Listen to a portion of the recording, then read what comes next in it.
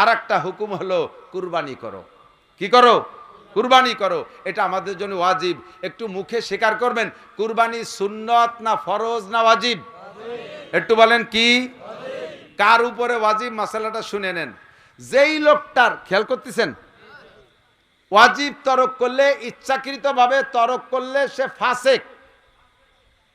ফাসেক যে ব্যক্তি, তারে সালাম দেওয়া জায়েজ নাই।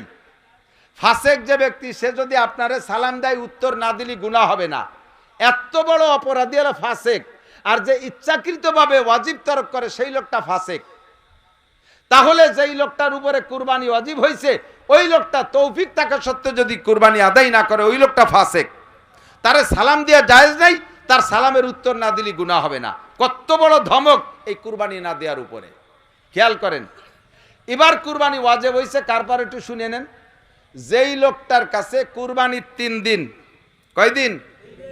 কুরবানির 3 দিন, 10 তারিখ, 11 তারিখ, 12 তারিখ, যাদের এই 3 দিন, খেয়াল করতেছে না মনে হয়, এই 3 দিন যার কাছে দিনাদায়িক পরিশোধের পরে 1,05,000 টাকা বর্তমান সময়ের দাম হিসেবে 1,05,000 টাকা যদি এই 3 দিনকের কাছে নগদ টাকা থাকে, তাহলে ওই লোকটার উপরে কুরবানি ওয়াজিব। দোকানে ব্যবসার পুঁজিতে থাকুক, ব্যাংকে থাকুক, ঘরে থাকুক, যে কোনো ভাবে যদি এই 3 দিন তার কাছে 1,05,000 টাকা থাকে, 52.5 ভরির উপর দাম, তাহলে ওই লোকটার উপরে কুরবানি ওয়াজিব। এই লোকটা যদি কুরবানি না দেয়, নবী পাক বলেন, মান ওয়াজাদা সাআতান লিআইয়ুযহিয়া ওয়া লাম ইউযাহি ফালা ইয়াকরুবান্না মুসাল্লানা। যার উপরে কুরবানি ওয়াজিব হয়েছে, ওই লোকটা যদি কুরবানি না দেয়, তুই ঈদগার কাছে আসবি না, তোর জন্য ঈদের নামাজ না। ঈদের নামাজ পড়তে পয়সা লাগে না, এই জন্য লাফাতি লাফাতি চলে এসো। আর কুরবানি করতে পয়সা লাগে বলে ওটার দ্বারা তুমি নাই। ধরিও আগে কুরবানি কিনে তারপরে ঈদের নামাজ পড়তে আসিস। কত বড় ধমক চিন্তা করতে পারেন। ঈদের নামাজও কিন্তু ওয়াজিব। হুজুর সেই ঈদের নামাজের কথা বললেন, যার পর তৌফিক আছে কুরবানি করার, সে কুরবানি না করে যদি ঈদগায় আসে, ফালা ইয়াকরুবান্না মুসাল্লানা, ওরা যেন আমাদের ঈদগার কাছেও আসে না। কুরবানি করলে আপনার নেকি লাভ কি? এদিক এই ফাঁকে আর একটা কথা বলি যায়, এদিক দেখেন। এখন আপনার কাছে কুরবানির টাকা আছে, সারা বছর কি পরিমাণ কামাই করছেন আপনি জানেন। ভ্যান চালান, রিক্সা চালান, কামলা কিষেন দেন, দৈনন্দিন সংসার চালাইয়া আপনি 1 টাকাও কারো কাছে দিনাও না, আবার 1 টাকা জমাও রাখতে পারেন, সমান সমান আছেন। কিন্তু একটা কাজ করছেন, সেটা হলো আপনার পালে একটা গরু আছে, একটা ষাঁড় আইডিয়া, আপনার পালে গাই আছে, বাছুর আছে, গরু আছে, যেগুলোর কামাই রোজগার খাচ্ছেন, ওগুলোর পর ওয়াজিব হবে না। যখন আপনার কাছে ক্যাশ টাকা বানাই ফেলবেন, তখন হলো হুকুম। এবার খেয়াল করেন, আপনার পালে একটা ষাঁড় আছে, একটা এড়ে গরু আছে, এই ডেরে পাইলে ভুষে বড় করছেন, কুরবানির উপলক্ষে হাটে, কুরবানির 2 দিন আগে হাটে বিক্রি করছেন 2.5 লাখ টাকা। এই 2.5 লাখ টাকা ক্যাশ আপনার কাছে আছে, বাস আপনি ধনী হয়ে গেছেন, ওর থেকে আপনার কুরবানি দেওয়া ওয়াজিব। এমনকি তাই বলে কি সারা বছর ভরি একটা গরু পাইলে বড় বানাইছি, তাহলে সেই গরুটাই তো বই দিয়ে দেবো? আল্লাহ কয়, তোমার কাছে অত বড় গরু চাচ্ছি রে, তুমি ওই 2.5 লাখ টাকাতে 10,000 টাকা দিয়ে একটা ছাগল কিনে দাও, তাতেই হয়ে যাবে। 10,000 টাকা দিয়ে একটা ছাগল কিনে দাও, অথবা 10,000 টাকা দিয়ে একটা ভাগ থাকো, 7 ভাগের 1 ভাগ, তাতেই তোমার ওয়াজিব আদায় হয়ে যাবে। তোমার ওই 2.5 লাখ টাকা বেশি, আবার 2.5 লাখ টাকা দিয়ে আরেকটা কিনে আমি কুরবানি দিতে কই না।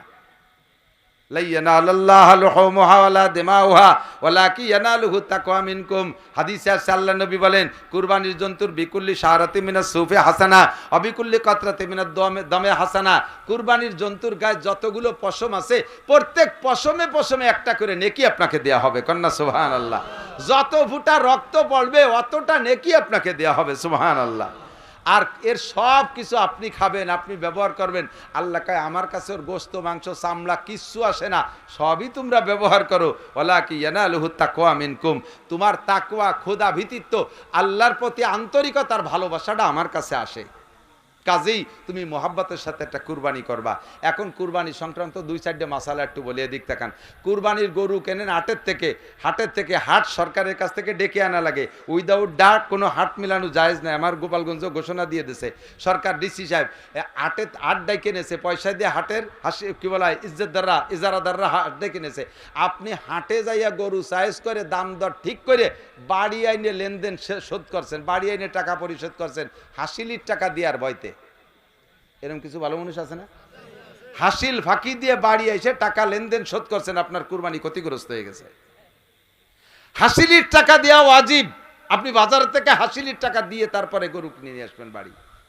2 নম্বর, কুরবানির জন্তু যে জবাই করে দেয়, আপনারটা আপনি নিজে জবাই করতে পারলে সর্বোত্তম। যদি আপনি না পারেন তাহলে যারে দিয়ে জবাই করাবেন এই কুরবানির জন্তুর কোনো অংশ এই জবাইয়ের বিনিময়ে তাকে দিলে কুরবানি বাতিল। হুজুর জবাই করে দিয়েছে, হুজুরে চামড়াটা দিয়ে দাও, কুরবানি বাতিল। হুজুর জবাই দিয়ে দিয়েছে, হুজুরে বুড়িটা দিয়ে দাও, কুরবানি বাতিল। হুজুর জবাই দিয়ে দিয়েছে, কাল্লাটা দিয়ে দাও, কুরবানি বাতিল। হুজুর জবাই করাই দিয়েছে, হুজুরে 2 কেজি গোশত দিয়ে দাও, কুরবানি বাতিল।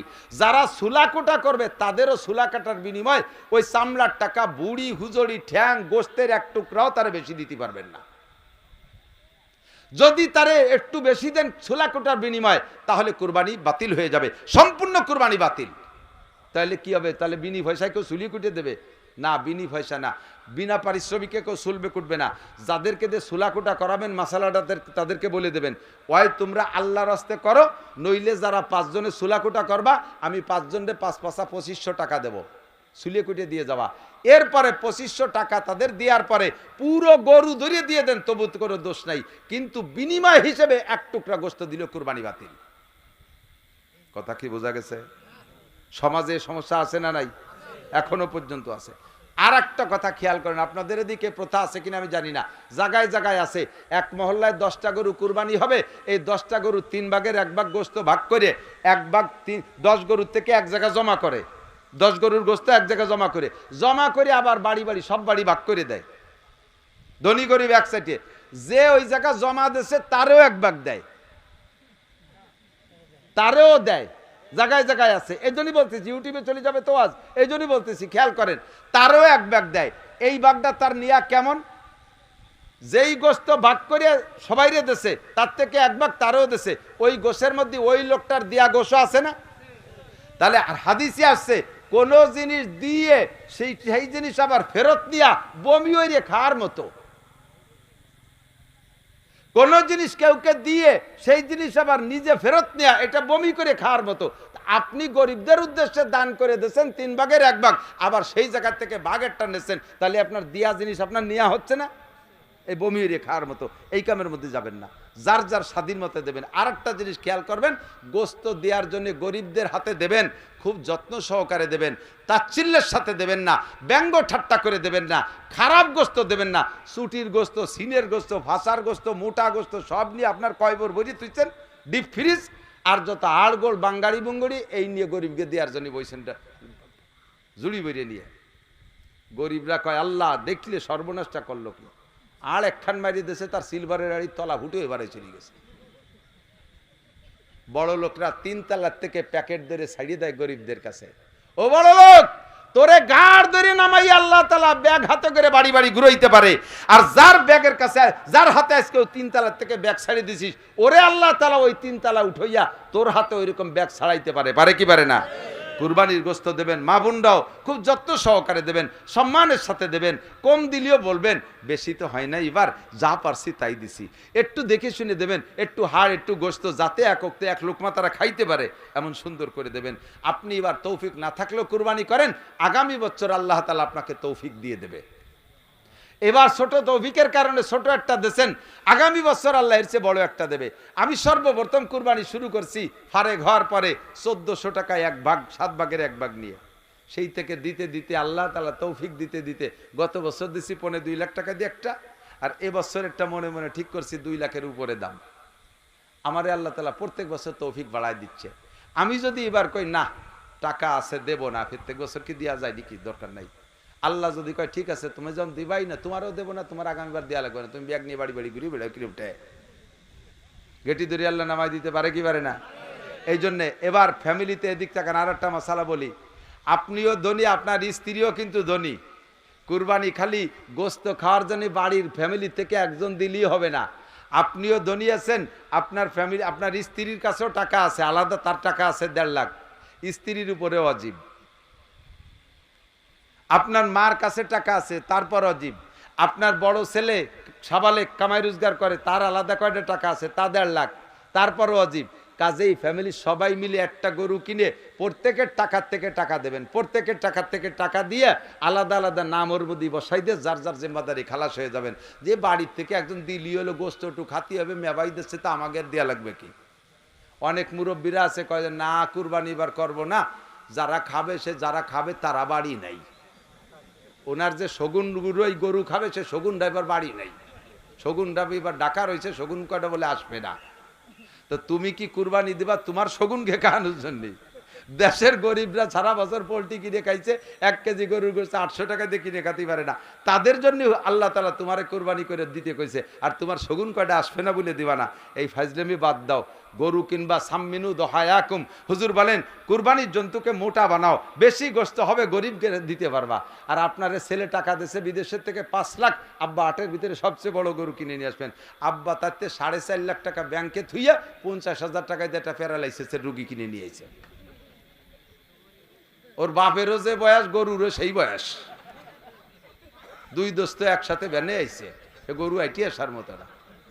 গরুরে আইনে মেয়ের খুঁটির সাথে বাঁধতে তুইছে, ময়না ডুলে এরকম ঝুলতিছে, নালাচ্ছে 2 দিন আগে। বাপ ভালো না, চোখ গুলাই গেছে, যাইয়ে হুজুর রেখা, হুজুর আগের দিন জবই দিলি হয় নাকি? এ তো বাপ ভালো না, কাল পর্যন্ত টেকবে না। শয়তান, ছেলেতে 5 লাখ টাকা পাঠাইছে গরু কিনতি, আর তুমি 4.5 লাখ টাকা মাইরি দিয়ে 50,000 টাকা দিয়ে প্যারালাইসিস কিনে নিয়েছ। আগামী বছর তোর ছেলেরও আল্লাহ তাআলা তৌফিক মিস করে দিতে পারে। কাজেই কুরবানি করবো স্বতঃস্ফূর্ত ভাবে, রাজি আছেন না? চামড়ার টাকাটা, চামড়া বিক্রি যদি করেন তাহলে বিক্রি করলেন, চামড়ার টাকা দেবেন গরিবকে। আর যদি না করেন স্থানীয় কওমি মাদ্রাসা থাকলে সেখানে দিয়ে দেবেন। প্রত্যেকটা কওমি মাদ্রাসায় চামড়ার টাকা খরচের জায়গা আছে, খুব খেয়াল, এদিক তাকান।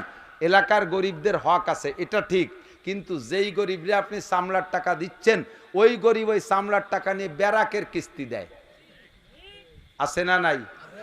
ওই গরিব বেড়া এই চামড়ার টাকা গুছাই নিয়ে 2,000 টাকা লিতায় সুদির পাল লাগাই দেয়। তাহলে আপনার কুরবানির চামড়া হালাল টাকার চামড়া, এই চামড়ার টাকা নিয়েও হারাম কাজে লাগাচ্ছে, যদি জানিয়ে শুনে দেন তাহলে আপনার দিনা পরিশোধ হবে না, আবারও টাকা দিতে হবে।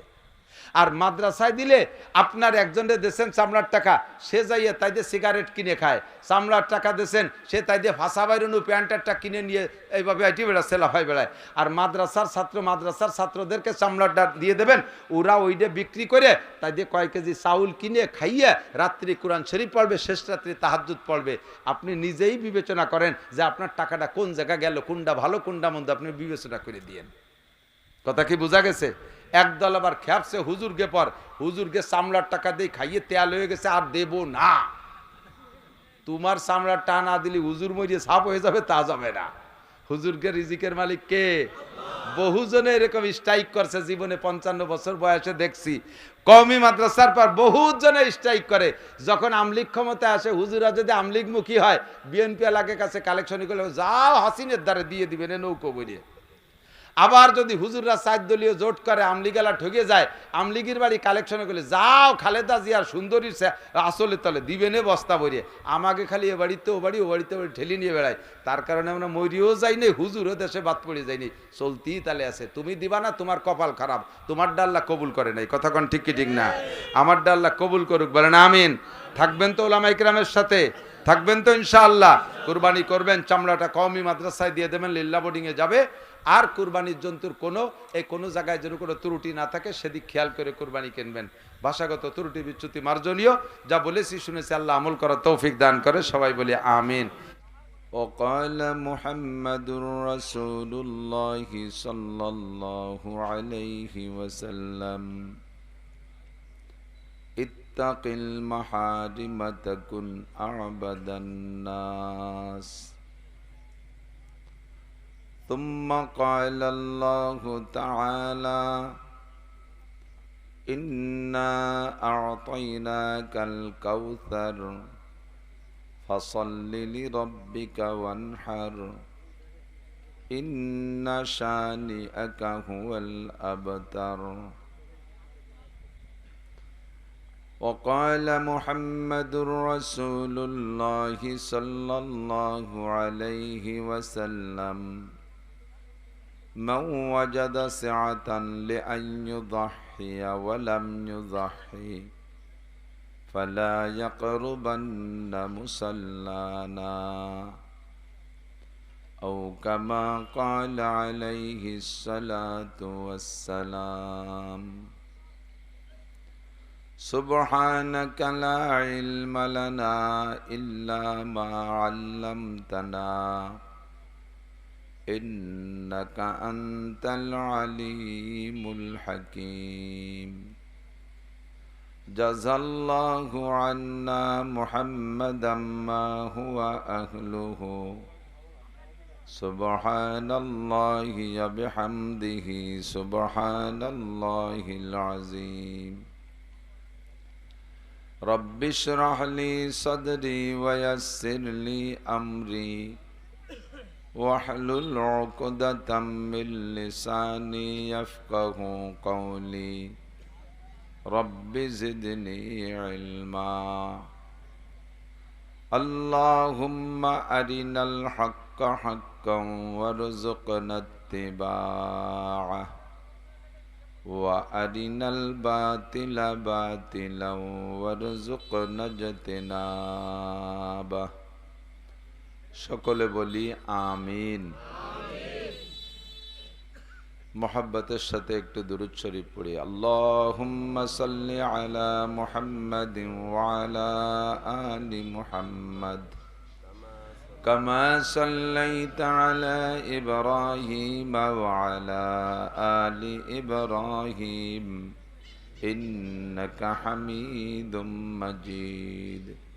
اللهم بارك على محمد وعلى آل محمد كما باركت على إبراهيم وعلى آل إبراهيم إنك حميد مجيد। লক্ষ্মীপুর জামে মসজিদ কমিটি ও গ্রামবাসীর উদ্যোগে আয়োজিত চতুর্থ বার্ষিক হজ মাহফিল। মাহফিলের সম্মানিত সভাপতি মসজিদের সুযোগ্য সুদক্ষ ইমাম ও খতিব সাহেব, মাহফিল পরিচালনা কমিটির সকল সদস্যবৃন্দ, দাওয়াতি উলামায়ে কেরাম, এ অঞ্চলের অন্যান্য উলামায়ে কেরাম, আইম্মায়ে মাসাজিদ, মাদ্রাসার আজিজ তোলাবা, প্রাণপ্রিয় দেশবাসী, অত্যন্ত দামি মাস জিলকদ মাস, হজের মাস। জিলকদ মাসের একেবারে শেষ প্রান্তে চলে আসছি। সামনে আসতেছে জিলহজ মাস, হজের মাস, কুরবানির মাস। দামি মাসের দামি সময় আল্লাহ পাক দামি জায়গায় মসজিদ চত্বরে আমাদেরকে ডেকে নিয়ে আসছেন কিছু হিদায়তি কথা বলা এবং শোনার জন্য। শক্তির বলে, দলের বলে, ক্ষমতার বলে, অর্থের বলে, চেহারার বলে, সার্টিফিকেটের বলে, শিক্ষা দীক্ষার বলে আসতে পারি নাই। আয়া নেহি হো বুলায়া গয়া হো, আমরা আসতে পারি নাই। আল্লাহ পাক আমাদেরকে ডেকে নিয়ে আসছেন, ইচ্ছা মতো আসি নাই। রব্বুল আলামিন আমাদেরকে এই বড় ইহসান করেছেন, এজন্য শুকর আদায় করি আলহামদুলিল্লাহ। হযরতুল আল্লাম হযরত মাওলানা মুশাররফ হোসেন কাসেমি সাহেব হাফিজাহুল্লাহ সরাসরি কোরআনে কারীম থেকে ধারাবাহিক আয়াত পড়ে পড়ে আমাদেরকে অনেক মূল্যবান কথা শোনাইছে। একই মজলিসে অনেক কথা শুনলে পিছনের কথা ভুলে যাওয়াটাই স্বাভাবিক। যাতে পিছনের কথা ভুলে না যান, হুজুর অত্যন্ত সুন্দরভাবে আবার রিপ্লাই করে দিয়েছে শেষে সংক্ষেপে। মাঝে মাঝে সাংবাদিকদের সংবাদ শোনেন, দেখবেন কোন কোন সাংবাদিকরা শুরুতে শিরোনাম বলে পরে প্রত্যেকটা সংবাদের শিরোনামের ব্যাখ্যা শোনায়, ব্যাখ্যা শোনাইয়া শেষ করে দেয়। আবার কোন কোন সাংবাদিক আছে লম্বা ব্যাখ্যা শোনানোর পরে শেষে বলে আরেকবার আপনাদেরকে শিরোনামগুলো শোনানো হচ্ছে। শিরোনাম শোনাই দিলে সংবাদের পুরোটা আবার স্মরণ হয়ে যায়। হুজুর সে কায়দায় আমাদেরকে শেষে সংক্ষেপে আবার মূল কথাগুলো শোনাই দিয়েছে। মনে আছে তো ইনশাআল্লাহ? বলেন আলহামদুলিল্লাহ। আল্লাহ পাক আমাদের সকলকে আমল করার তৌফিক দান করে, সবাই বলে আমিন। এ মুহূর্তে লক্ষ লক্ষ হাজিরা মক্কা মদিনার দিকে রাস্তায়, কেউ বিমানে, কেউ বাসে, কেউ গাড়িতে, কেউ পায়ে হেঁটে। ইয়াতুকা রিজালান ওয়া আলা কুল্লি দামিরিন ইয়াতিনা মিন কুল্লি ফাজ্জিন আমিক। আল্লাহ পাক নিজেই বলেছেন বিভিন্ন পথে মানুষ আসবে। কাবাঘর নির্মাণ শেষ হয়ে যাওয়ার পরে হযরত ইব্রাহিম আলাইহিস সালাতু ওয়াস সালামকে আল্লাহ পাক বললেন, কিয়ামত পর্যন্ত আখেরি নবী মুহাম্মদুর রাসূলুল্লাহ সাল্লাল্লাহু আলাইহি ওয়াসাল্লাম ও তার উম্মতের উপরে খামসু সালাওয়াত 5 ওয়াক্ত নামাজ ফরজ থাকবে। আর এই 5 ওয়াক্ত নামাজের জন্য 5 ওয়াক্তই আজান হবে। নামাজের জন্য আজান হয় না? কোনো মসজিদে যদি আজান না হয় পরপর 40 ওয়াক্ত, তাহলে ওই মহল্লায় আল্লাহর গজব আসে। আজান বড় দামি জিনিস, আজানের কারণে আল্লাহর গজব দূরে চলে যায়। বলেন সুবহানাল্লাহ, আলহামদুলিল্লাহ। আমার ছাত্র বয়সে এক মসজিদ এলাকায় লজিং থাকতাম। ইমামতি আমি করতাম না, মসজিদে রাত্রে থাকতাম। লজিং মাদ্রাসা থেকে একটু দূরে, লজিংয়ে থাকার ঘর না থাকার কারণে মসজিদে আমরা ছাত্ররা থাকতাম। তো মসজিদ মহল্লায় এক লোক ছিল, উনি নামাজ পড়তো না, কিন্তু 5 ওয়াক্ত আজান দিত। আজান দিয়ে থুইয়া মাঠে চলে যেত। তো একদিন জিজ্ঞেস করলাম, ভাই আপনি আজান দিয়ে নামাজ না পড়ে চলে যান কে? কয় যে আমার ঘর হলো একেবারে মসজিদের সাথে মিশেন, আর শুনছি আপনার কাছে 40 ওয়াক্ত আজান না হলে সেই এলাকায় গজব হয়। তো গজব বলতে আগেই পড়বে আমার পরে, যে না আজান দিয়ে গজব ঠেয়াইতে আমি চলে যাই।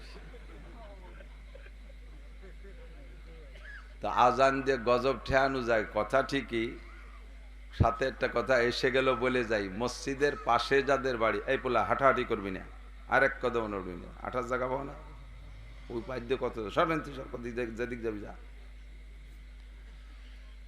মসজিদের নিকটে যাদের বাড়ি তাদের আমি 2 অবস্থা দেখছি, যেটা বুজুর্গানে দিনেরও কথা এবং কোরআন হাদিসের থেকেও পাওয়া যায়। মসজিদের নিকটে যাদের বাড়ি তাদের 2 অবস্থা। আপনারাও খুঁজলে, আজকে বলার পরে যেহেতু শুনবেন, শোনার পরে আপনি খুঁজলে দেখবেন এই 2 অবস্থার এক অবস্থা। হয় মসজিদের পাশের বাড়িওয়ালারা দুনিয়ার দিক দিয়ে, মান সম্মানের দিক দিয়ে, অর্থ সম্পদের দিক দিয়ে অনেক বড় হয়ে যায়, অথবা মসজিদের পাশের বাড়িওয়ালারা একেবারে যাইতে যাইতে ভিটে ছাড়া হয়ে যায়। খুঁজলে পাওয়া যাবে কি যাবে না? তবে বড় হয় খুব কমই, কিন্তু ভিটে ছাড়া হয় বেশি। মসজিদের পাশে বাড়ি, মসজিদের আদব হুরমত রক্ষা না করার কারণে নামাজ পড়ে না। মসজিদে আজান হইছে, নামাজ হচ্ছে, অথচ ঘরের ভিতরে পাশের বাড়ি টেলিভিশন চালায়। এরকম ভালো ভালো দিনদার লোক আছে না? তাদেরকে যদি খারাপ কই তারা চেতে যায়, এই জন্য ভালো ভালো দিনদার লোক কইলাম তাদের। আস্তে আস্তে যাতে হাত দেবে তাতে পতন, যাতে হাত দেবে তাতে পতন, কোনো তাই উজতি পারবে না। লাস্টে ভিটে বাড়ি বেঁচে কিনে ছাড়িয়ে চলে যা লাগবে, ভিটে ছাড়া হয়ে যাবে। মসজিদে নামাজ হয়, পাশের বাড়ি, মসজিদের পাশের বাড়ি ঝগড়া হয়, বিটিরা ঝগড়া করে, জোরে জোরে কথা কয়। মসজিদের ইমাম সব কিরাত পড়তে পারে না, সে মহিলাকে ঝগড়ার জ্বালায়। আছে না এরকম ভালো মহিলা? আর আজান শুনলে 3 ব্যক্তির গায়ে জ্বালা ওঠে। একটা হলো গাধা, আমাদের দেখ গাধা নাই, ভারতে পাকিস্তানে গাধা আছে। আজান যখন শুরু হবে তখন গাধায় ডাকে, আর গাধার আওয়াজটা এত বড় কর্কশ, আল্লাহ নিজেই সমস্ত আওয়াজের মধ্যে গাধার আওয়াজকে সমালোচনা করে বলেন, ইন্না আনকারাল আসওয়াতি লাসাউতুল হামির। দুনিয়ায় যত প্রাণীর আওয়াজ আছে সবচেয়ে কুৎসিত, সবচাইতে কি বলা হয়, মানে অপছন্দনীয়, আনকার মানে অপছন্দনীয়, সবচাইতে খারাপ আওয়াজ গাধার আওয়াজ, নিঃশেষ ছাড়তীয় আওয়াজ, টানতীয় আওয়াজ, জিব্বে বারোই দিয়ে মাটি কামড়ায় ধরে ডাকতি তালে থায়। আর এই ডাক শুরু হয় আজান শুরু হলি। আর একটা সচক্ষেই দেখেছেন এবং সকানে শুনেছেন, কুত্তই ডায় আজান শুনলি, আছে না নাই? কুত্তর গায়ে জ্বালা ওঠে। আর কুত্ত মার্কা কিছু মানুষও আছে, তাকেও গায়ে জ্বালায় ওঠে। বাংলাদেশের বড় এক পণ্ডিতের খবর শুনতাম, সেই সময় সেটা মারা গেছে, তার বাড়ির দ্বার দিয়ে আমি যাতায়াত করি, এখন বাড়ির তো নাই, কবরের দ্বার দিয়া, কাজ দিয়া। সে কয়, মুয়াজ্জিনের আজান আমার কানে বেশ্যার আওয়াজের মতো লাগে। তো এটা কুত্ত মার্কা কথা না?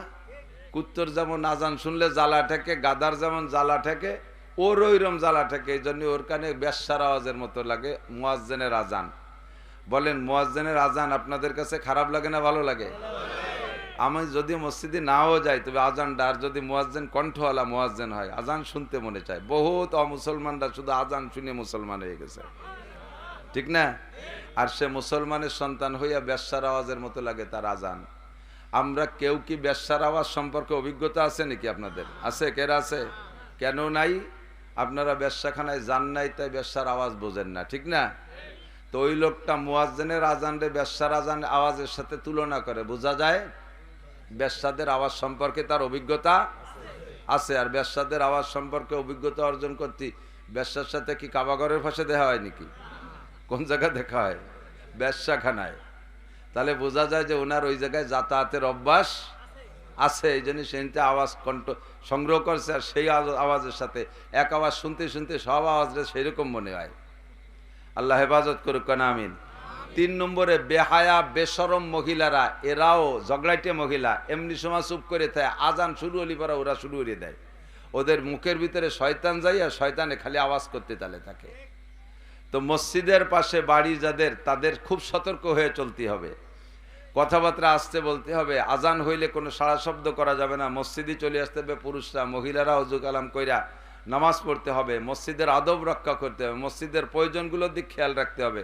নইলে মসজিদের বদদুয়া এবং মসজিদের ভিতরে আমরা না গেলেও ফেরেশতারা যায়। কষ্ট হচ্ছে আপনাদের?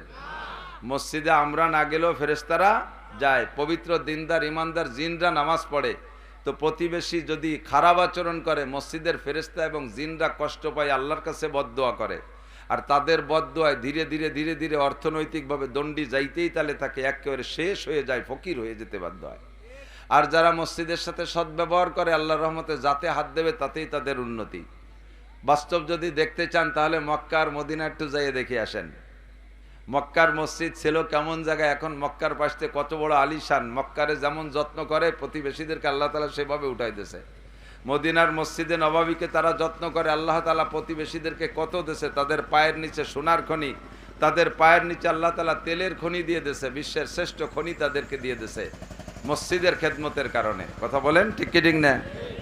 তো যে কথা বলতে চাইছি, কিয়ামত পর্যন্ত আজান হবে। আল্লাহর দুনিয়ায় গাড়ি একখান বাংলাদেশে আবিষ্কার হয়েছে, রোডস কিং,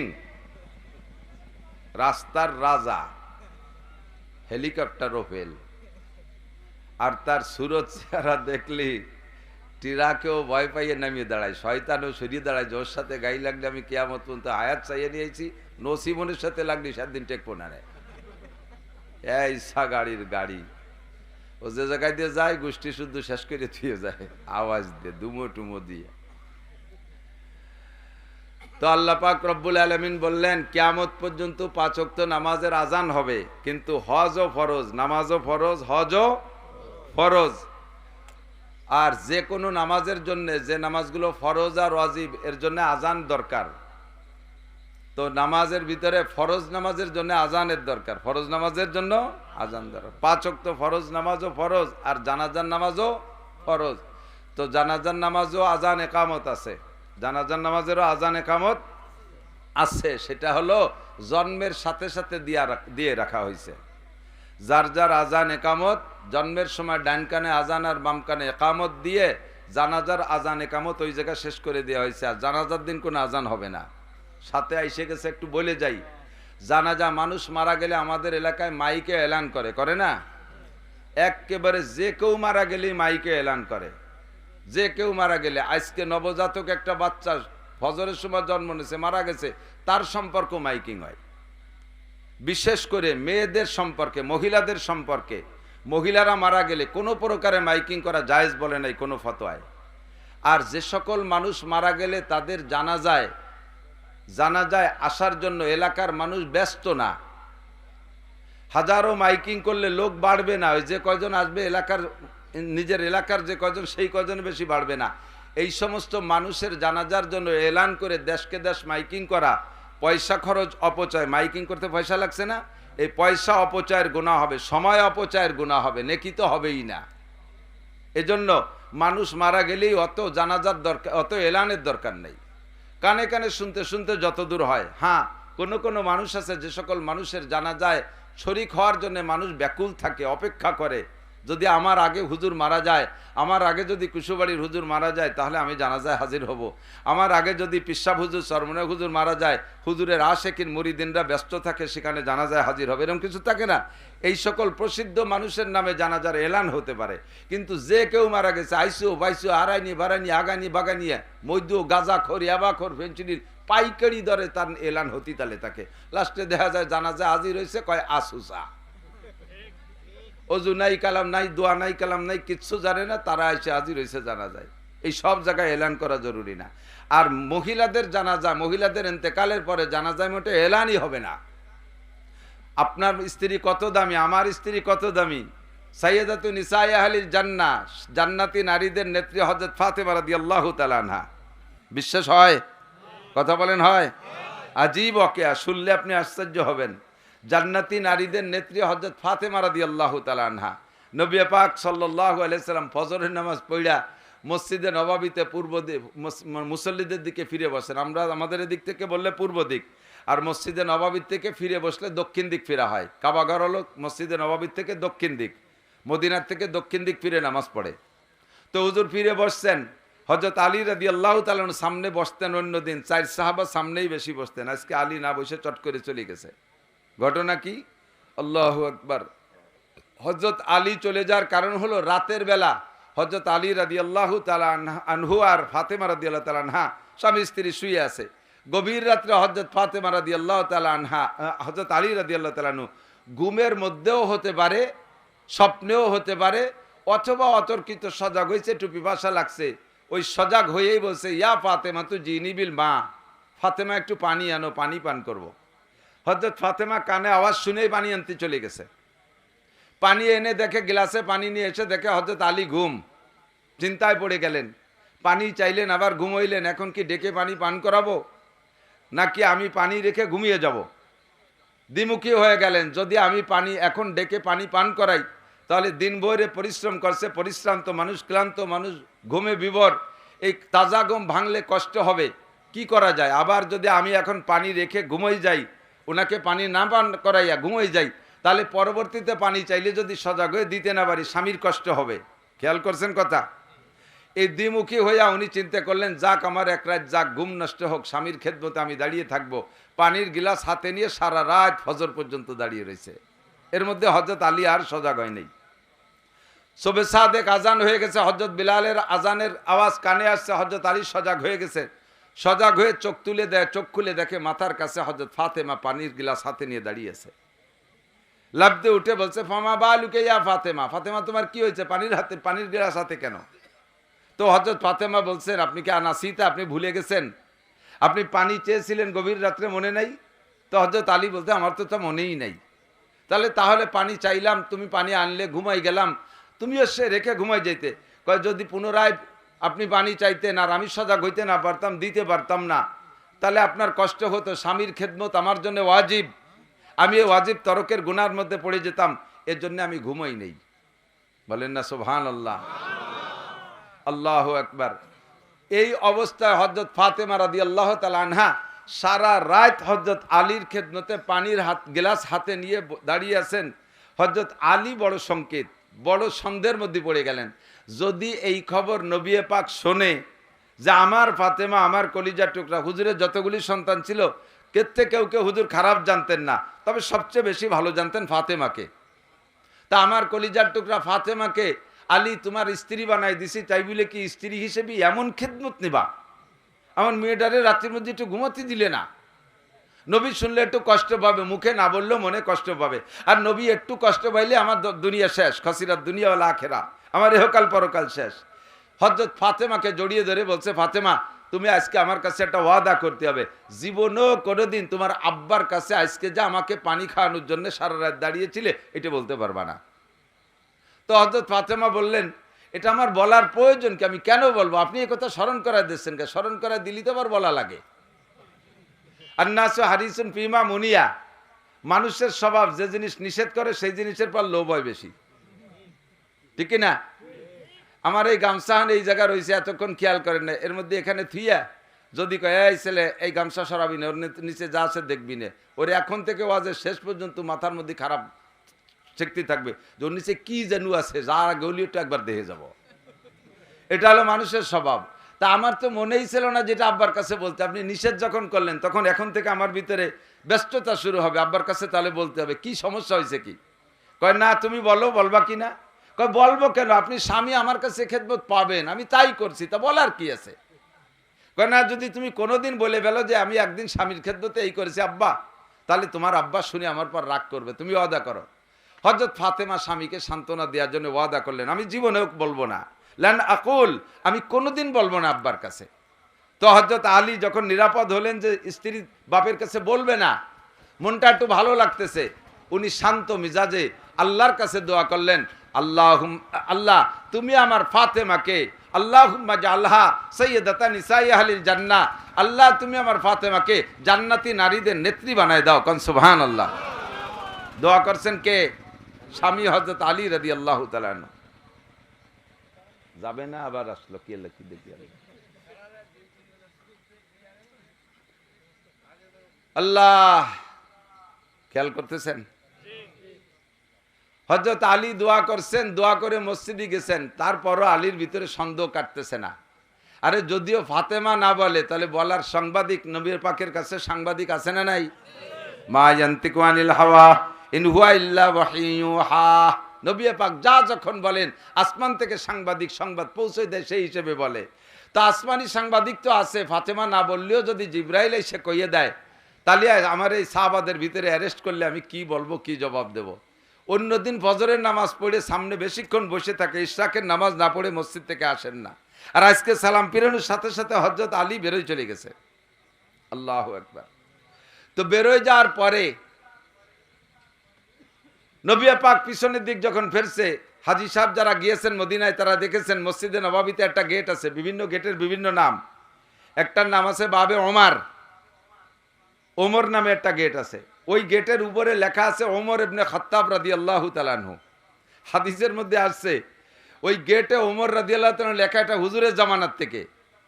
ওই গেটের গায়ে দূর থেকে শয়তান মদিনায় যাওয়ার চেষ্টা করে, দূরের থেকে যখন হযরত ওমরের নাম লেখা দেখে, এফিরুস শয়তানু ওয়ায়াজরুতু জুরাতান, শয়তানে ওমরের নাম দেখে ভয়তে বাই ছাড়তি ছাড়তি পলায়। এই গেটের নাম হলো বাবে ওমর। আর একটা গেটের নাম আছে দারুস সালাম, যেই গেট দিয়ে হুজুর আলাইহিস সালাতু ওয়াস সালামের রওজার দিকে ঢুকতে, এর নাম হলো দারুস সালাম, বাবে দারুস সালাম বলে। এই গেট দিয়ে ঢুকতে হয় হুজুরের দিকে। আর ওই পাশে আর একটা গেট আছে, তার নাম হলো বাবে জিব্রাইল। এই বাবে জিব্রাইল ওই সময় থেকে নাম রাখা। হুজুর সালাম পিরানোর পরে দেখে ওই গেটে হযরত জিবরিল আলাইহিস সালাতু ওয়াস সালাম দাঁড়ানো। জিব্রাইল ওখান থেকে সালাম দিয়ে হুজুরকে হাতছানি দিয়েছে। হুজুরও আশ্চর্য হয়ে গেছে। বিভিন্ন সময় জিব্রাইল আসে, তবে এই রকম সময় তো এত ভোরে তো জিব্রাইলকে কোনো সময় আসতে দেখি নেই। আজকে এত ভোরে কেন আসলেন? নিশ্চয়ই কোনো দুর্ঘটনা ঘটছে, সামনে কোনো ঘটনা ঘটবে, কোনো দুঃসংবাদ সুসংবাদ নিয়ে আসছে। হুজুর হতভম্ব হইয়া জিব্রাইলের দিকে তাকাইছে। জিব্রাইল বলে, লা তাহজান ইয়া রাসূলুল্লাহ, হুজুর টেনশন করেন না, তাহলে একটু কাছে আসেন। কাছে ডাইকে নিয়ে গেটের কাছে নিয়ে বলতেছে, হুজুর একটা সুসংবাদ নিয়ে আসছি, আল্লাহ পাক একটা সুসংবাদ আমাকে দিয়েছে। এই সুসংবাদটা দিনের যে কোনো সময় আপনাকে বললেই চলতো, আল্লাহ আমাকে পুরো দিনের কন্ট্যাক্ট দিয়েছে, আজকে দিনে তুমি এই সুসংবাদটা যে কোনো সময় আমার নবীর কাছে পৌঁছাবা। কিন্তু এমন দারুণ সুসংবাদ, এই সুসংবাদ নিয়ে আমি বিকেল পর্যন্ত আর অপেক্ষা করতে পারি না, আমি একটু তাড়াতাড়ি চলে এসেছি। হুজুর বলেন কি সুসংবাদ? কয় যে হুজুর আজকে রাত্রে আপনার ফাতেমা আর আলীর মধ্যে এমন একটা ঘটনা ঘটছে, এই ঘটনার পরে ফজরের সময় মসজিদে আসার আগে হযরত আলী ফাতেমার জন্য দোয়া করছে, সেই দোয়া আরশে আজিমের মালিক কবুল করে ফেলাইছে। ফাজআলাল্লাহু ফাতেমাতা সাইয়্যিদাতান নিসাই আহলিল জান্নাহ, আল্লাহ তাআলা আলীর দোয়ায় আপনার ফাতেমাকে জান্নাতি নারীদের নেত্রী ঘোষণা দিয়েছেন। আপনার ফাতেমা জান্নাতি নারীদের নেত্রী। আল্লাহু আকবার। তো হুজুর এই খবর শুনিয়া আর দেরি করতে পারে নাই, হুজুরও খুশিতে বাগবাগ। আলী তো বাড়ি যাইয়ে ঘরের মধ্যে যে ডুয়ে বসে রয়েছে ভয়তে, যে যদি জিব্রাইল বলি দেয় আর এই মানুষের মধ্যে আমার হুজুর ধরি বসে।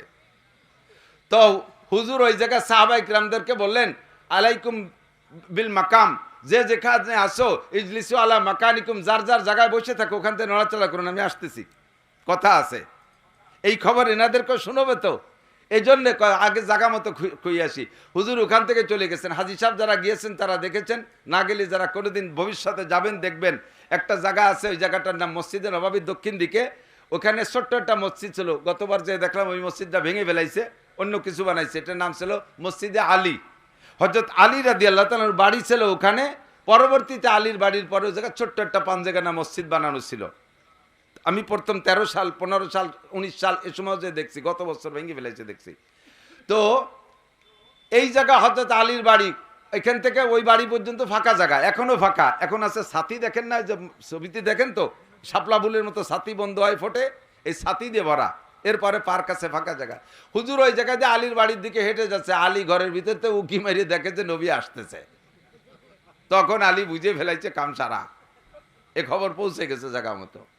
ঘরের থেকে বেরোইয়া পিছনে যাইয়া লুকায় রয়েছে ভয়তে। হুজুর আইছে আমাকে সামাসামি ধরবে, আমি যে ভয় পাচ্ছিলাম সেই ভয়ই আমার ধরি ফেলাইছে। ঘরের থেকে বেরোইয়া পিছনে যে পালায় রয়েছে। হুজুর ঘরের দরজায় যাইয়া পর্দা টানানো, দরজায় যে সালাম দিয়ে বলছে, আসসালামু আলাইকুম আপিল বাইতে ফাতেমা, ওমা ফাতেমা ঘরে আসো? জি আব্বাজি আসি। আইনা আলী? আলী কোথায়? আলী তো পিছনেতে শুনতেছে। আলীর ছেলেটা শুরু হয়ে গেছে ভয়তে, আল্লাহ সর্বনাশ করছে। তো ডেকে বলছে, মা একটু এদিকে আসো, বাইরে আসো। ফাতেমাকে ডেকে নিয়ে বলতেছে, আজকে রাত্রে তোমার আর আলীর মধ্যে কি ঘটনা ঘটছে মা? যা চিন্তা করতেছে হুবহু তাই জিজ্ঞাসা।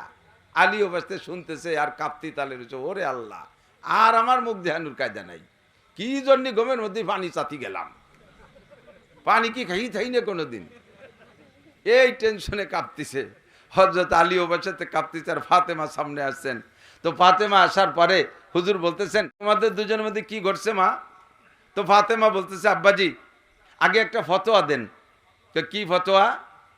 কয় একই বিষয় স্বামী নিষেধ করছেন আর ওই বিষয়ে আব্বা আদেশ করছেন, এ জায়গা স্বামীর হুকুম অগ্রাধিকার রাখে নাকি আব্বার হুকুম অগ্রাধিকার রাখে? আগে ফতোয়া দেন, তারপরে আমি বলবো। একই বিষয় স্বামী নিষেধ করে আর আব্বা আদেশ করে, একই বিষয়ে, তাহলে এই জায়গা কার হুকুম মানা আমার জন্য ফরজ? কয় আব্বার চাইতে স্বামীর হুকুম মানা ফরজ। আব্বাটা কোন আব্বা? বিড়ি খাওয়া আব্বা, গাঁজা খাওয়া আব্বা, সুদখোর আব্বা, দাড়ি কাটা আব্বা, বেনামাজি আব্বা, সৈয়দুল মুরসালিন, রহমাতুল্লিল আলামিন, শাফিউল মুজনিবিন, সমস্ত গুনাহগারের সুপারিশগার, ইমামুল আম্বিয়া ওয়াল মুরসালিন, লাউলাহুমা খালাকাল আফলাকা খালিকুহা, লাউলাহুমা খারাজাল ইনসানু মিন আদামি। যে নবীকে না বানাইলে আদম আলাইহিস সালাম থেকে নিয়ে কিয়ামত পর্যন্ত একজন মানুষকে বানাইতেন না, যে নবীকে না বানাইলে 2.5-3 লক্ষ নবী রাসূলকে আল্লাহ বানাইতেন না, সেই নবী আব্বা আব্বা জিজ্ঞেস করে জানতে চায়, আর ওদিকে স্বামী নিষেধ করছে। এই মুহূর্তে ফতোয়া, আব্বার হুকুম মানা যাবে না, স্বামীর হুকুমকে অগ্রাধিকার দিতে হবে। ফাতেমা বললেন, আব্বাজি তাহলে আপনার হুকুম আর আমি পালন করতে পারলাম না, আপনি জানতে চাইছেন আমি বলতে পারলাম না। আমি স্বামীর কাছে সকালবেলা কন্ট্যাক্ট করেছি, ওয়াদা করেছি, লান আকুল, আজও বলবো না, কোনো দিন বলবো না আপনার কাছে, এ বলে আমি অঙ্গীকার করেছি। যদি বলি তাহলে স্বামীর সাথে আমার খেয়ানত হবে, ওয়াদা খিলাফ হবে, কাজে আমি রাতের খবর বলতে পারবো না। আব্বাজি মুহাম্মদুর রাসূলুল্লাহ সাল্লাল্লাহু আলাইহি ওয়াসাল্লাম বললেন, মা তোমার বলা লাগবে না, সব আমি জানি, সব আমাকে বলে দিয়েছে। কে? আল্লাহ জানাই দিয়েছে জিবরিল আলাইহিস সালামের মারফত। কথা বলেন ঠিক না? তবে মা তুমি আমার আলীকে খেদমত করার কারণে আলী খুশি হইয়া তোমার জন্য দোয়া করেছে, ফাতাকাব্বালাল্লাহু দুআহু, আলীর দোয়া আল্লাহ কবুল করছে তোমার শানে। ফাজালাকা, আল্লাহ তাআলা বানায় দিয়েছে সাইয়্যিদাতু নিসাই আহলিল জান্নাহ, তোমাকে জান্নাতি নারীদের নেত্রী ঘোষণা দিয়েছেন আল্লাহ। তুমি সব জান্নাতি নারীদের নেত্রী, আয়েশারও নেত্রী, খাদিজা তোমার মা, তারও নেত্রী হবা তুমি। কন্যা সুবহানাল্লাহ। তাহলে ফাতেমা রাদিয়াল্লাহু তাআলা আনহা জান্নাতি, এর মধ্যে কোনো সন্দেহ আছে? কথা বলেন আছে? ফাতেমা রাদিয়াল্লাহু তাআলা আনহা জান্নাতি, এটা দুনিয়া থেকে সুসংবাদ পেয়েছেন। সব সাহাবায়ে কেরাম উপস্থিত যারা ছিলেন অপেক্ষা করতেন, আমরা ফাতেমার জানাজায় শরীক হব, কিয়ামতের ময়দানে দলিল দিতে পারবো, আল্লাহ জান্নাতি নারী, নবীর কন্যা ফাতেমার জানাজা পড়েছি, এ ওসিলায় হলে আমাকে জান্নাতে দাও, এমন আশা করতেন সব সাহাবায়ে কেরাম। সেই ফাতেমা স্বামীকে স্বামীকে ওসিয়াত করেছেন, আমি যদি রাত্রে মারা যাই রাত্রেই দাফন করবেন, সকাল পর্যন্ত অপেক্ষা করবেন না। আমার গা গরম থাকতে থাকতে, আমি মারা যাওয়ার পরে গা গরম থাকে তো কিছুক্ষণ, গরম থাকতে থাকতে গোসল দেবেন, আমাকে আপনারা 2-3 বাব্যটাই মিলে জানাজা করে দাফন করে দেবেন। এলান করবেন না, মানুষের মধ্যে জানাজানি করবেন না। হযরত ফাতেমার জানাজায় 3 থেকে 4 জন মানুষ মাত্র, হযরত আলী আর ছেলেরা, আর 1-2 জন সাহাবা ছিল, ইন্দ্রা ছাড়া আর তেমন কোনো সাহাবা সেখানে জানাজায় হাজির হয় নাই। হযরত ফাতেমার জানাজা যদি এলানের দরকার না হয়, সে জায়গা যদি হাজার হাজার মানুষ উপস্থিতির দরকার না হয়, তাহলে আমার আপনার বউ দিন বইরে কাছা দিয়ে ঝগড়া হয়ে বেড়ায়, তারা মল্লি জানাজায় এত মানুষের কি দরকার? কয় বেশি মানুষ হলে দোয়া বেশি করবে, দোয়ায় যদি কাম হয় সব দোয়া। এদিক তাকান, ফাতেমা রাদিয়াল্লাহু তাআলা আনহাকে দাফন করার পরে এক সাহাবা কবরের পাশে দাঁড়িয়ে কবরকে বলতেছে, হে কবর তুমি কি জানো আজকে তোমার মধ্যে কাকে রাখা হলো? হে কবর তুমি কি জানো আজকে তোমার মধ্যে কাকে রাখা হলো? 1 নম্বরে তুমি শুনে নাও, তোমার ভিতরে জান্নাতি নারীদের নেত্রীকে রাখা হয়েছে। 2 নম্বরে তুমি শুনে নাও, সাইয়্যিদাই সুবহানিল জান্নাহ, জান্নাতি যুবকদের লিডার হযরত হাসান হুসাইন রাদিয়াল্লাহু তাআলা আনহুমার মাকে রাখা হয়েছে। 3 নম্বর তুমি জেনে নাও, শেরে খুদা আলী নবী পাক সাল্লাল্লাহু আলাইহি ওয়াসাল্লামের কলিজার টুকরা জামাতা হযরত আলীর স্ত্রীকে রাখা হয়েছে তোমার মধ্যে। সর্বোপরি তুমি জেনে নাও, সাইয়্যিদুল মুরসালিন মুহাম্মদুর রাসূলুল্লাহ সাল্লাল্লাহু আলাইহি ওয়াসাল্লামের প্রিয় কন্যা ফাতেমাকে তোমার মধ্যে রাখা হয়েছে। হে কবর তুমি তোমার ভিতরে যারা ঢুকবে অন্য মানুষের সাথে যে আচরণ করো, তুমি ফাতেমার সাথে সে আচরণ করো না, তুমি সম্মান করো। এই বলে ডেকে বলতেছেন। কবর থেকে অনায়াসে আওয়াজ আসছে, আর উপস্থিত যারা ছিলেন তারা শুনতেছিলেন, আমি হাসান হুসাইনের মাকে চিনি না, আমি আলীর স্ত্রীকে চিনি না, আমি মুহাম্মদুর রাসূলুল্লাহর কন্যাকে চিনি না, আমি জান্নাতি নারীদের নেত্রীকে চিনি না, আমি আমল চিনি। আমার কাছে আমল নামা পেশ হবে, আমল নামা যদি সুন্দর হয় তাহলে আমার কাছে কোনো পরিচয় দেওয়া লাগবে না। বান্দায়ে ইশকে সুদি তরকে নসব কুঞ্জামি কে দারি রা ফুলান ইবনে ফুলা চিজনিস।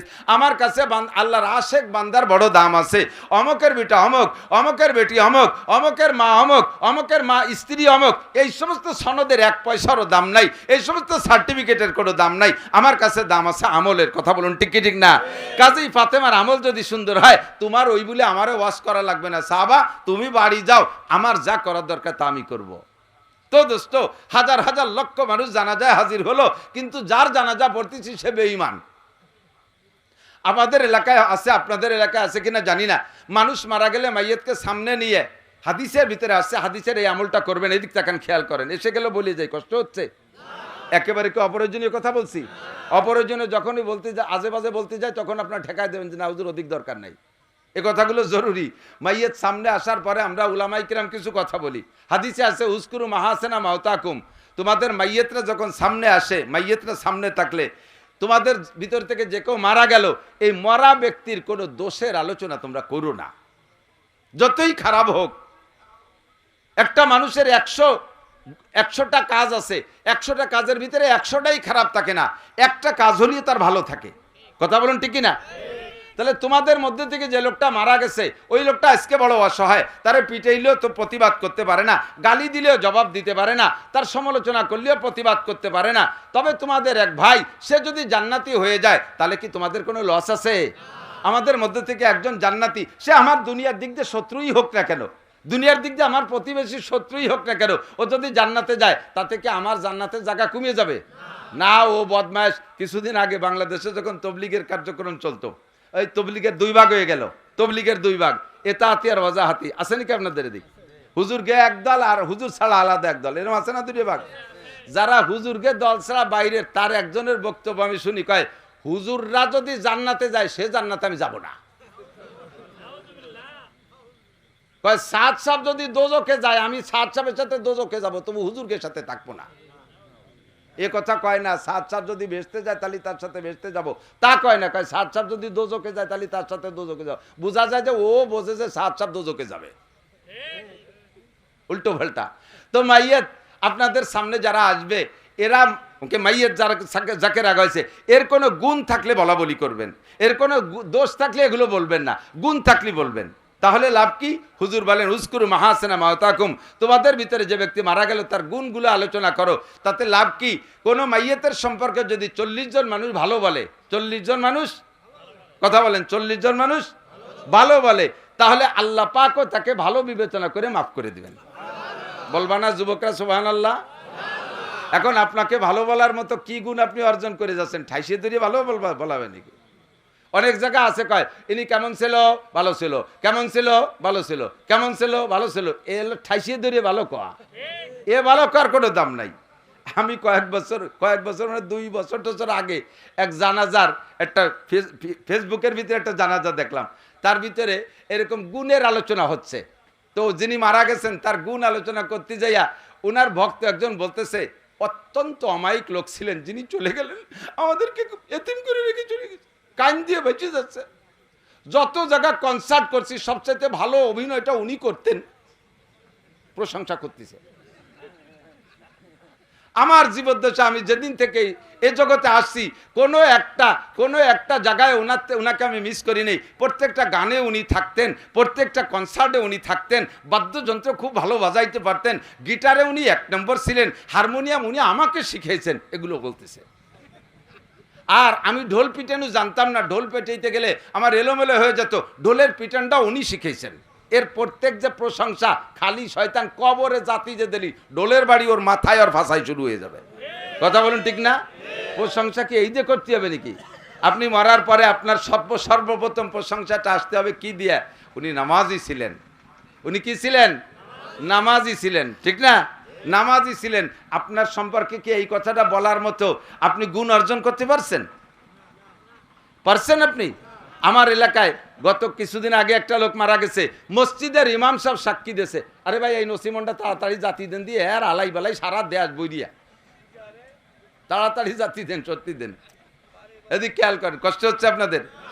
উনি মারা যাওয়ার পরে উনার মসজিদের ইমাম সাহেব সাক্ষী দিয়েছে, খুলনা চাকরি করতেন মাইয়েত, চাকরির থেকে রিটায়ার্ডের পরে বাড়ি আসছে আজ 16 বছরের ভিতরে বাড়ি থাকা অবস্থায় আমি উনাকে একটি ওক্ত জামাতে তকবীরুল্লাহ মিস হতে দেখি নেই। ইমাম সাহেব যদি কোনো মুসল্লির এই সাক্ষী দেয় তাহলে ওই এক সাক্ষীতে ওই লোকটা জান্নাতি হওয়ার জন্য যথেষ্ট। কথা বলুন ঠিক না? আপনি কি এমন প্রশংসা কামাই করতে পারছেন আপনার লাশটা সামনে রেখে আমরা বলতে পারবো যে উনি এক ওক্ত নামাজ কাজা করতেন না? আপনার সম্পর্কে কি বলতে পারবো উনি বিড়ি খাইতেন না? আপনার সম্পর্কে কি বলতে পারবো উনি মিথ্যে কথা বলতেন না? আমরা দায় ঠাইয়ে আপনার দোষগুলো কইলাম না, কিন্তু গুণ কবচে গুণটা কি কামাই করলেন? তবে 99টা দোষ থাকলে যদি একটা গুণ থাকে এই গুণটার আলোচনা আপনারা করবেন। হাদিসে আসছে যেহেতু আপনারা আলোচনা করবেন। আল্লাহু আকবার। হযরত ঈসা আলাইহিস সালাতু ওয়াস সালাম একবার রাস্তা দিয়ে হাঁটতেছে, সাথী উনার সাথীদেরকে বলে হাওয়ারি। আমার নবীর সাথীদেরকে বলা হতো সাহাবা, আর হযরত ঈসা আলাইহিস সালামের সাথীদেরকে বলা হয় হাওয়ারি। এই হাওয়ারিদেরকে নিয়ে উনি রাস্তা দিয়ে হাঁটতেছেন, যাইতে যাইতে কত দূর গিয়ে দেখে, এই ভাই কাটা কাটা কথা কষ্ট হচ্ছে না আপনাদের? আমার সুর তো আগেও নাই, পরেও নাই, আইজও নাই, কাইলও নাই, এভাবেই 2-4টে কথা খেয়াল করেন। তো এই হাওয়ারিরা সাথে নিয়ে রাস্তা দিয়ে হাঁটতেছে, যাইতে যাইতে দেখে রাস্তার পাশে চোখ পড়ছে খালের ভিতরে, দেখে একটু ফাঁকা জায়গার দিক, দেখে একটা বিড়াল মরা। কি মরা? বিড়াল মরিয়া পোক হয়ে গেছে। এত পোকের পোক যে শুধু পোকারই স্তূপ হয়ে গেছে। এ দেখলে কি এক নজরে বেশি দ্বিতীয় নজর তাকানো যায়? হযরত ঈসা আলাইহিস সালামেরও নজর পড়ছে, সাথীদেরও নজর পড়ছে। ঈসা আলাইহিস সালাম সাথীদেরকে ব্রেক করছে, কুমু দাঁড়াও, আর হাঁটবা না। আর হাঁটতে নিষেধ করে দাঁড়ায় বলতেছে এইটা কি বলো তো? কয় হুজুর মরা বিড়াল, বিড়াল মরা। কয় যে দেখো তোর কোনো জায়গা ভালো আছে নাকি? সারা গা পোকে বিড়বিড় করতেছে। এই মুহূর্তে জিজ্ঞেস করছে বলো তো ওর কোনো জায়গা ভালো আছে নাকি? সবাই দেখে কয় হুজুর ভালো তো নাই, তারপরে একটু সরিয়ে কই এ জায়গায় দাঁড়ানো যাচ্ছে না। হুজুর কয় না এই জায়গায় দাঁড়ায় রেজাল্ট দিয়ে যেতে হবে। তো দেখে কয় না হুজুর কোনো জায়গা ভালো নাই, কোথাও ভালো নাই। আবার বললেন উনজুরু সুম্মানজুর, আবার দেখো দেখো কোথাও ভালো আছে নাকি। আবার তাকায়, কয় না কোনো জায়গা ভালো নাই। হুজুর কয় সুম্মানজুর, আবার দেখো দেখো কোথাও ভালো আছে নাকি। 3 নম্বর বারও বললেন না হুজুর ভালো নাই, সরেন দিয়ে আর দেখা যাচ্ছে না, কিন্তু কোথাও ভালো নাই, সব জায়গা পোকা। হযরত ঈসা আলাইহিস সালাতু ওয়াস সালাম বললেন কে ওর দাঁত কয়টা ভালো নাই? সারা গায়ে পোক, দাঁত কটা ভালো নাই, ও তো কোনোদিন পান খাইনি, ওর দাঁত কটা তো দেখো কি চকচকে ঝকঝকে। দাঁত কটা ভালো আছে রে? জি হুজুর দাঁত কটা ভালো আছে। হুজুর বললেন, আমি তো বলি নাই যে কোন জায়গা পোকা আছে তাই বলো, আমি বলছি কোন জায়গা ভালো আছে তাই বলো, দাঁত কটা ভালো আছে তা কেন কইলে না? এ জায়গা পোকা, লেজে পোকা, পায়ে পোকা, মাথায় পোকা, গায়ে পোকা, পেটে পোকা, খালি বলো পোকা আর পোকা। দাঁত কটা ভালো আছে, আমি তো ভালো টুক জিজ্ঞেস করছি, তা কেন বলো না? এটাই মানুষের স্বভাব, এটাই মানুষের কিছু কিছু স্বাভাবিকতা আছে। আমারে দেখতেছে সামনে উপস্থিত, আমি মাহফিলে চলে আসছি, একজন এসে কে হুজুর আসছেন? তারে কি করতে হয়? না আসিনি। দেখতেছে হুজুর আসছেন, এটা হলো স্বাভাবিক প্রশ্ন। বসে ভাত খাচ্ছে, হযরত মাওলানা আলী হোসেন সাহেব হুজুর রহমাতুল্লাহ আলাইহি একদিন ওয়াজের পরে ভাত খাচ্ছে, একজন এসে বলতেছে হুজুর কি করেন? হুজুরকে হাডুডু খেলতেছি। দেখতেছে ভাত খাচ্ছে, তার কিভাবে জিজ্ঞেস করে হুজুর কি করেন? হুজুরও সেরকম জবাব দিয়েছে হাডুডু খেলতেছি। এই স্বাভাবিক কিছু কথা থাকে। তা আমাদের এই স্বভাব হলো মানুষের দোষগুলো খোঁজা, মানুষের গুণগুলো না বলা। তো মানুষ মারা গেলে তার গুণের কথা আলোচনা। যে কথা বলছি যে আপনি যে মারা গেলেন, আপনার কি গুণ অর্জন করে মরতেছেন যে আপনাকে সামনে করে আমরা তার প্রশংসা করব? এই গুণগুলো অর্জন করার চেষ্টা করি, আল্লাহ তৌফিক দান করে, বলেন আমিন। যে কথা বলতে যে অনেক দূর সরে চলে আসছি, কি বলে জানাজার আজান আর একামত, ঠিক না? মানুষের মরার জন্মের সাথে সাথে ডান কানে আজান আর বাম কানে একামত, এটা ছিল সুন্নাত। আপনারা শুনছেন কিনা তা জানি না, আমাদের আব্বা আমারা দিয়েছি কিনা তা জানি না, তবে আমার বিশ্বাস আমার আব্বা আমার ডান কানে আজান আর বাম কানে একামত দিয়েছে। আমার আব্বা একজন দিনদার মানুষ ছিলেন, এটা হলো সুন্নাত 1 নম্বর। তা আজান আর একামতের মাঝে টাইম কি পরিমাণ, এদিক খেয়াল করেন।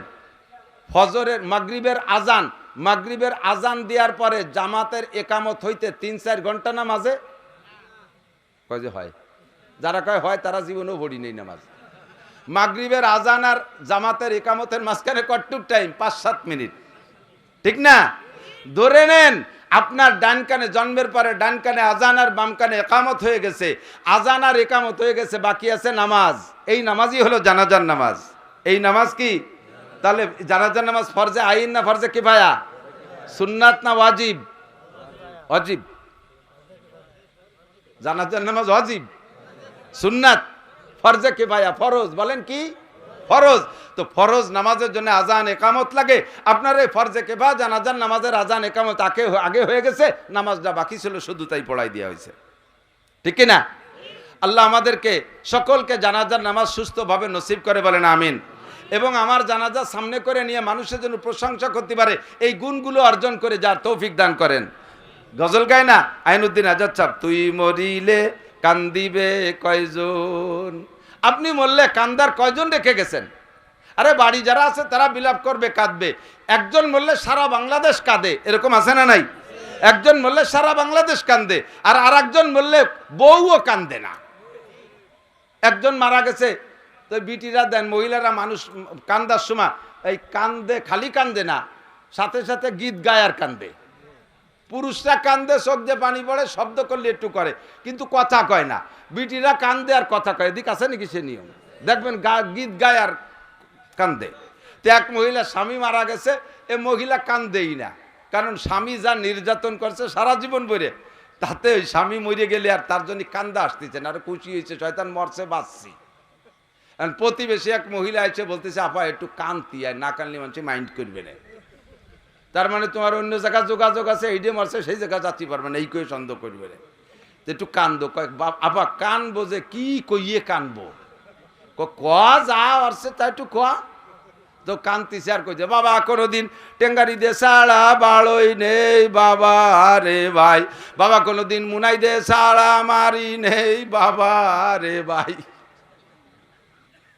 তুমি এমন আমল করে গেছো যে তোমার স্ত্রীও তোমার জন্য কাঁদতে চায় না।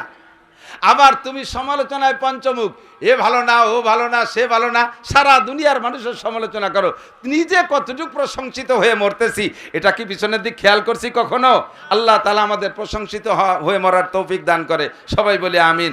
ফাঁকে ওই জায়গা অল্প একটু ওয়াজ করে আসি।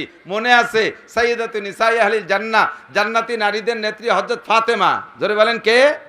ফাতেমা, হাসান হুসাইনের মা, যুবকদের লিডার হাসান হুসাইন, তাদের মা শেরে খুদা আলীর স্ত্রী বিশ্বনবী মুহাম্মদুর রাসূলুল্লাহর কলিজার টুকরা কন্যা ফাতেমা রাদিয়াল্লাহু তাআলা আনহা স্বামীর খেদমতে সারাটা রাত এক গিলাস পানি হাতে করে দাঁড়িয়ে,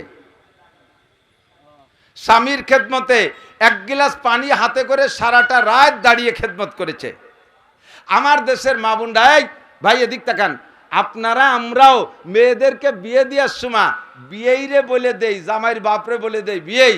আমার মাইয়েডা এতদিন আমাদের বাড়ি ছিল, জীবনেও এক গিলাস পানি ডালি খাই নেই। এই 17 বছর আমরা গালে উঠে ভাত খাইছি। তার মানে কি, যে তুমিও বাড়ি নিয়ে আমার মাইয়েডারে খাটাই ফিটাই খাইও না, এইভাবে আদরে আল্লাহতে রাখো। এই কথা বলবেন কেন?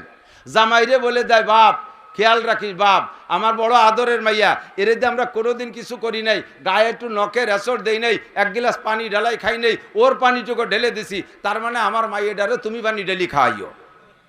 এই যে মাইয়েরে অলসতার ট্রেনিং দিয়ে পাঠাইতেছেন, ওই মাইয়া ওই বাড়ি যে টিকতে পারবে না। মেয়েকে শিখাই দেবেন, শ্বশুর বাড়ি যাবি, তোর 1 নম্বরে স্বামীর খেদমত ওয়াজিব, স্বামীর খেদমত ফরজ, এইটা তুই করবি। 2 নম্বরে শ্বশুর শাশুড়ি, আজকে থেকে আব্বা মা শ্বশুর শাশুড়ি। মহিলাদের বিবাহের আগ পর্যন্ত জন্মদাতা আব্বা মা, তাদের খেদমত আবিল ওয়ালিদাইনি ইহসানা, এই আয়াতের দ্বারা আব্বা মার খেদমত।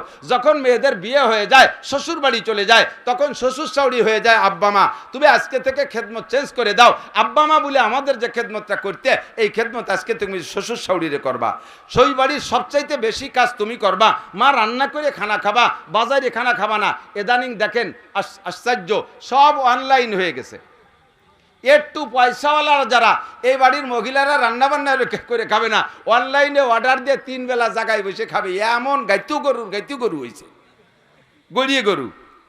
বিভিন্ন জায়গায় রেস্টুরেন্ট, রাস্তায় বড় বড় হোটেল হয়ে গেছে।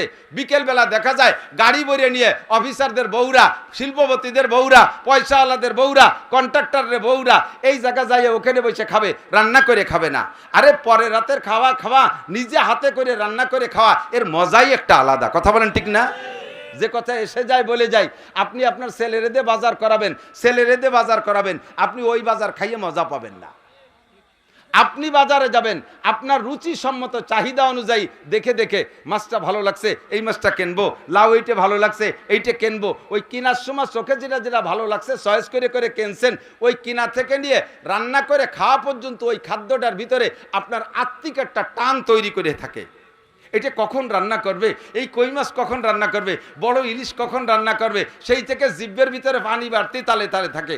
এরপরে সেই খাবার স্ত্রী রান্না করে দিলে তার ভিতরে যে মজা, ওই আটুরে বাজারে বেটারা রান্না করে তুইছে, সেই জায়গা যাইয়ে কিনে খাবেন, সেই মজা আপনি পাবেন না। মহিলাও নিজে হাতে রান্না করলে যে মজা, এই মজা অন্য কোথাও পাওয়া যাবে না। মেয়েদেরকে অলসতার ট্রেনিং দিয়ে শ্বশুর বাড়ি পাঠাবেন না, তাদের কর্মঠ হওয়ার প্রশিক্ষণ দিয়ে পাঠাবেন। হযরত ফাতেমা রাদিয়াল্লাহু তাআলা আনহা স্বামীর খেদমতে যদি এরকম করতে পারে, আমার দেশের মা বোনরা স্বামীর কাপড় ধুয়ে দেবে না, স্বামীর কোনো খেদমত করতে রাজি না। ভালো করে জেনে নেন, এসে গেছে একটু বলে যায়, ওয়াজের দিকে চলে যাব, ওয়াজ রয়েছে অন্য জায়গা। ছোট্ট করে বলে যাই, স্বামীর খেদমতে আপনি মারা ন্যূনতম হাত্তা লুকমাতে ফিহে, যদি কোনো মহিলা তার স্বামীর মুখে একটা কুল বরই, একটা কমলা লেবুর দানা, একটা ডালিমির দানা, 1 লুকমা খাবার স্বামীর মুখে মহাব্বতের সাথে তুলে খাওয়ায় দেয়, তাহলে ওই মহিলার আমল নামায় 7 বড়ি স্বর্ণ আল্লাহর রাস্তায় সদকা করে দিলে যেই নাকি, সেই নাকি আল্লাহ তাআলা দিয়ে দেয়।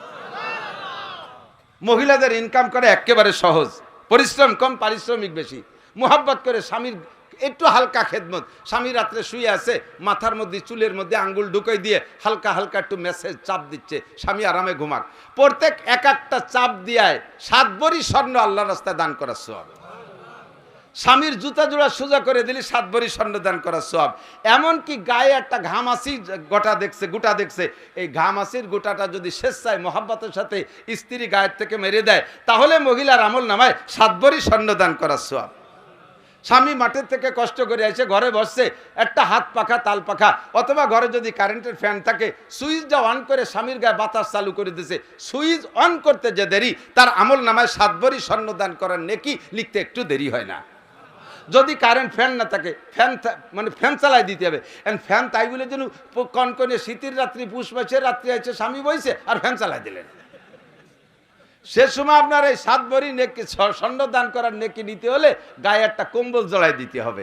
কম্বলটা লেপটা গায়ে উঠে দিলে 7 ভরি স্বর্ণ দান করা সওয়াব।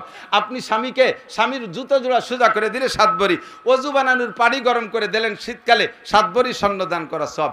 মহিলাদের পায়ে পায়ে কদমে কদমে আল্লাহ তাআলা নেকি কামাই করার ব্যবস্থা করে দিয়েছে। দুঃখের বিষয় হলো চলমান জগৎটা এমন পরিস্থিতিতে সে পৌঁছে গেছে, নারীদেরকে স্বামীদের থেকে বিচ্ছিন্ন সমান অধিকারের নামে নারীদেরকে স্বামী স্ত্রী যে সম্পর্ক, এই যে ভালোবাসাটা, এই যে খেদমতের আদান প্রদানটা, এটা একেবারে বিলুপ্ত করার একটা ষড়যন্ত্র। কথা বলুন ঠিক কি ঠিক না? সমান অধিকার এই কথাটা বলতেই তো লজ্জা লাগে। সমান অধিকার বহুত ব্যাখ্যা আমরা কইতে পারি, কিন্তু সব কথা তার মাইকি কওয়া যায় না। তো সবচাইতে ছোট্ট একটা কথা বলি, সবচেয়ে ছোট একটা কথা বলি, সমান অধিকার যদি দেন তাহলে এতদিন মহিলারা বাচ্চা পেটে গর্ভধারণ করছে, এখন থেকে বিটারা করবে। সমান অধিকার ভাগ করি, একদিন মহিলা আদম আলাইহিস সালাম থেকে এ পর্যন্ত মহিলারা বাচ্চা পেটে গর্ভধারণ করছে, এখন তো বিটাকে পেটে ঢুয়ে দেন। সম্ভব? কোথাও সম্ভব না। আর রিজালু কাওয়ামুনা আলান নিসা, আল্লাহ তাআলা পুরুষদেরকে নারীদের উপরে প্রাধান্যতা দিয়ে সৃষ্টি করেছে। পুরুষের হাড় শক্ত, কণ্ঠ মোটা, গায়ের শক্তি বেশি, মেধা বেশি। 2 জন মহিলা সাক্ষীর পরিবর্তে 1 জন পুরুষ সাক্ষী যথেষ্ট। 2 জন মহিলা সাক্ষীর যতটুকু গুরুত্ব, 1 জন পুরুষ সাক্ষীর সেই গুরুত্ব আল্লাহ তাআলাই তার পক্ষ থেকে এভাবে ভাগ করে দিয়েছে। আপনি কেন তাদেরকে সমান অধিকার দেবেন? আদৌ কোনোদিন পারবে? কথা বলেন, পারবে? কোনোদিনও পারবে না। আল্লাহ তাআলা হেফাজত করুক। মেয়েরা এই প্রশিক্ষণ সেখান থেকে নেবেন। যে কথা বলতে যে অনেক দূর সরে চলে আসছে, আজান মনে আছে নাকি? আজান 5 ওয়াক্ত নামাজের জন্য মসজিদে কি হবে? আজান হবে। তবে হজ ও ফরজ এর জন্য মানুষকে ডাকতে হবে। এই আজানটা ইব্রাহিম তুমি দিয়ে দাও। কাবাঘর নির্মাণের পরে মাকামে ইব্রাহিমের উপরে দাঁড়াইয়া, মাকামে ইব্রাহিম, হাজি সাহেব, হাজি কেউ আছেন নাকি? হাজি সাহেব, মাশাআল্লাহ, হাজি আছে। হাজি সাহেবরা দেখেছেন না কাবাঘরের পাশে মাকামে ইব্রাহিম? কাছের ছবিতেও দেখছেন কাবাঘরের পাশে একটা কাছের বাক্স, খুব সুন্দর একটা লালটিনের মতো দেখা যায়। ওর ভিতরে একটা পাথর আছে। এই পাথরটার নাম হলো মাকামে ইব্রাহিম। ইব্রাহিম আলাইহিস সালামকে আল্লাহ তাআলা কাবাঘর নির্মাণের অর্ডার করেছেন। তো হাতে যতদূর নাগাল পাইছে অতদূর পর্যন্ত ইসমাইল পাথর আগে দিচ্ছে, আর ইব্রাহিম আলাইহিস সালাম গাচ্ছে। জিব্রাইলকে বলছে, ভাই জিব্রাইল, কাবাঘরকে এতটুকু আর তো হাতে লাগল পাচ্ছি না। আর এই শেষ সময় তো আর মক্কায় বাঁশ নাই যে ভাড়া বাঁধতে উঁচু হবে, তাহলে বাঁশও নাই, ভাড়া বাঁধার ব্যবস্থা নেই, আমি কাবাকে এই পর্যন্ত ছাদ দিয়ে দেবো? কয় যে না, আরও উঁচু হবে। কতটুকু উঁচু হবে? কয় যে আরও উঁচু হবে, যেখানে গেলে আপনার যতটুকু মাপ আছে আল্লাহই বলবেন, আমি বলে দেবো, সেই জায়গা থেমে যাবেন। এখন সেই উঁচু পর্যন্ত উঠবে কি দিয়া? ইসমাইল আলাইহিস সালাম ছোট্ট একটা পাথর এনে দিয়েছে। এই পাথরের উপরে দাঁড়াইয়া আর একটা পাথর গাঁথা যায়, একটু একটা, মেলা বড় পাথর না, ছোট্ট একটা পাথর। এই পাথরের উপরে দাঁড়াইছে। আরে ভাই খেয়াল করেন, মানুষের গায়ে কত ওজন হইলে আর পাথর কত নরম হইলে মানুষ পাথরের উপরে দাঁড়াইলে পাথরের উপরে পায়ের ছাপা পড়তে পারে? পাথর কি এরকম নরম হতে পারে? মানুষ কি এত ওজনওয়ালা হতে পারে যে পাথরের উপরে দাঁড়াইলে পাথরের ভিতরে পাও ডেবে যাবে? ইব্রাহিম আলাইহিস সালামের পায়ের দাগ ওই পাথরের উপরে দাঁড়াইছে, পায়ের মধ্যে পাথরের ভিতরে পাটা বসে গেছে, এখনো পর্যন্ত সেই পায়ের দাগ সেখানে আছে। বহুবার দেখার তৌফিক দিয়েছে আল্লাহ তাআলা। আপনিও যাবেন, দেখবেন। হাজিরা তওয়াফের পরে ওই জায়গায় যায় 2 রাকাত নামাজ পড়তে হয়, মাকাম ইব্রাহিম এই জায়গা। তো এই ইব্রাহিম আলাইহিস সালাম যখন ওই পাথরের উপরে দাঁড়ায় দাঁড়ায় গাঁথতেছে, চতুর্দিকে একটা করে পাথর গাঁথা হয়েছে। এখন কয়, ভাই জিব্রাইল আরো কি উপরে গাঁথতে হবে? বলে হ্যাঁ। কয় তা উঠবো কি করে? এই পাথরটাকে আল্লাহ তাআলা কুদরতি লিফট বানায় দিয়েছে। কোন সুবহানাল্লাহ। পাথরে আপনাকে উঁচু করবে আর আপনি গাঁথবেন, পাথর যে জায়গায় যে থামিয়ে যাবে ওই পর্যন্ত গাঁথা শেষ। বর্তমান কাবাঘরের যে উচ্চতা আছে, ইব্রাহিম আলাইহিস সালামের সময় এই উচ্চতাই ছিল। ওই পরিমাণ ইব্রাহিম আলাইহিস সালামকে পাথরে উঁচু করে নিয়ে দাঁড় করে দিয়েছে। আর ইব্রাহিম আলাইহিস সালাম কাবাঘর নির্মাণ করলেন। পাথরের উপরে দাঁড়াইয়া আল্লাহ পাক রব্বুল আলামিন অর্ডার করলেন, ওয়াআযিন ফিন-নাস বিল-হজ্জ ইয়াতুকা রিজালান ওয়া আলা কুল্লি দামিরিন ইয়াতিনা মিন কুল্লি ফাজ্জিন আমিক। আপনি আজান দেন, 5 ওয়াক্ত নামাজের আজান হবে কিয়ামত পর্যন্ত। হজের আর আজান হবে না, হজের আজানটা আপনি দেন।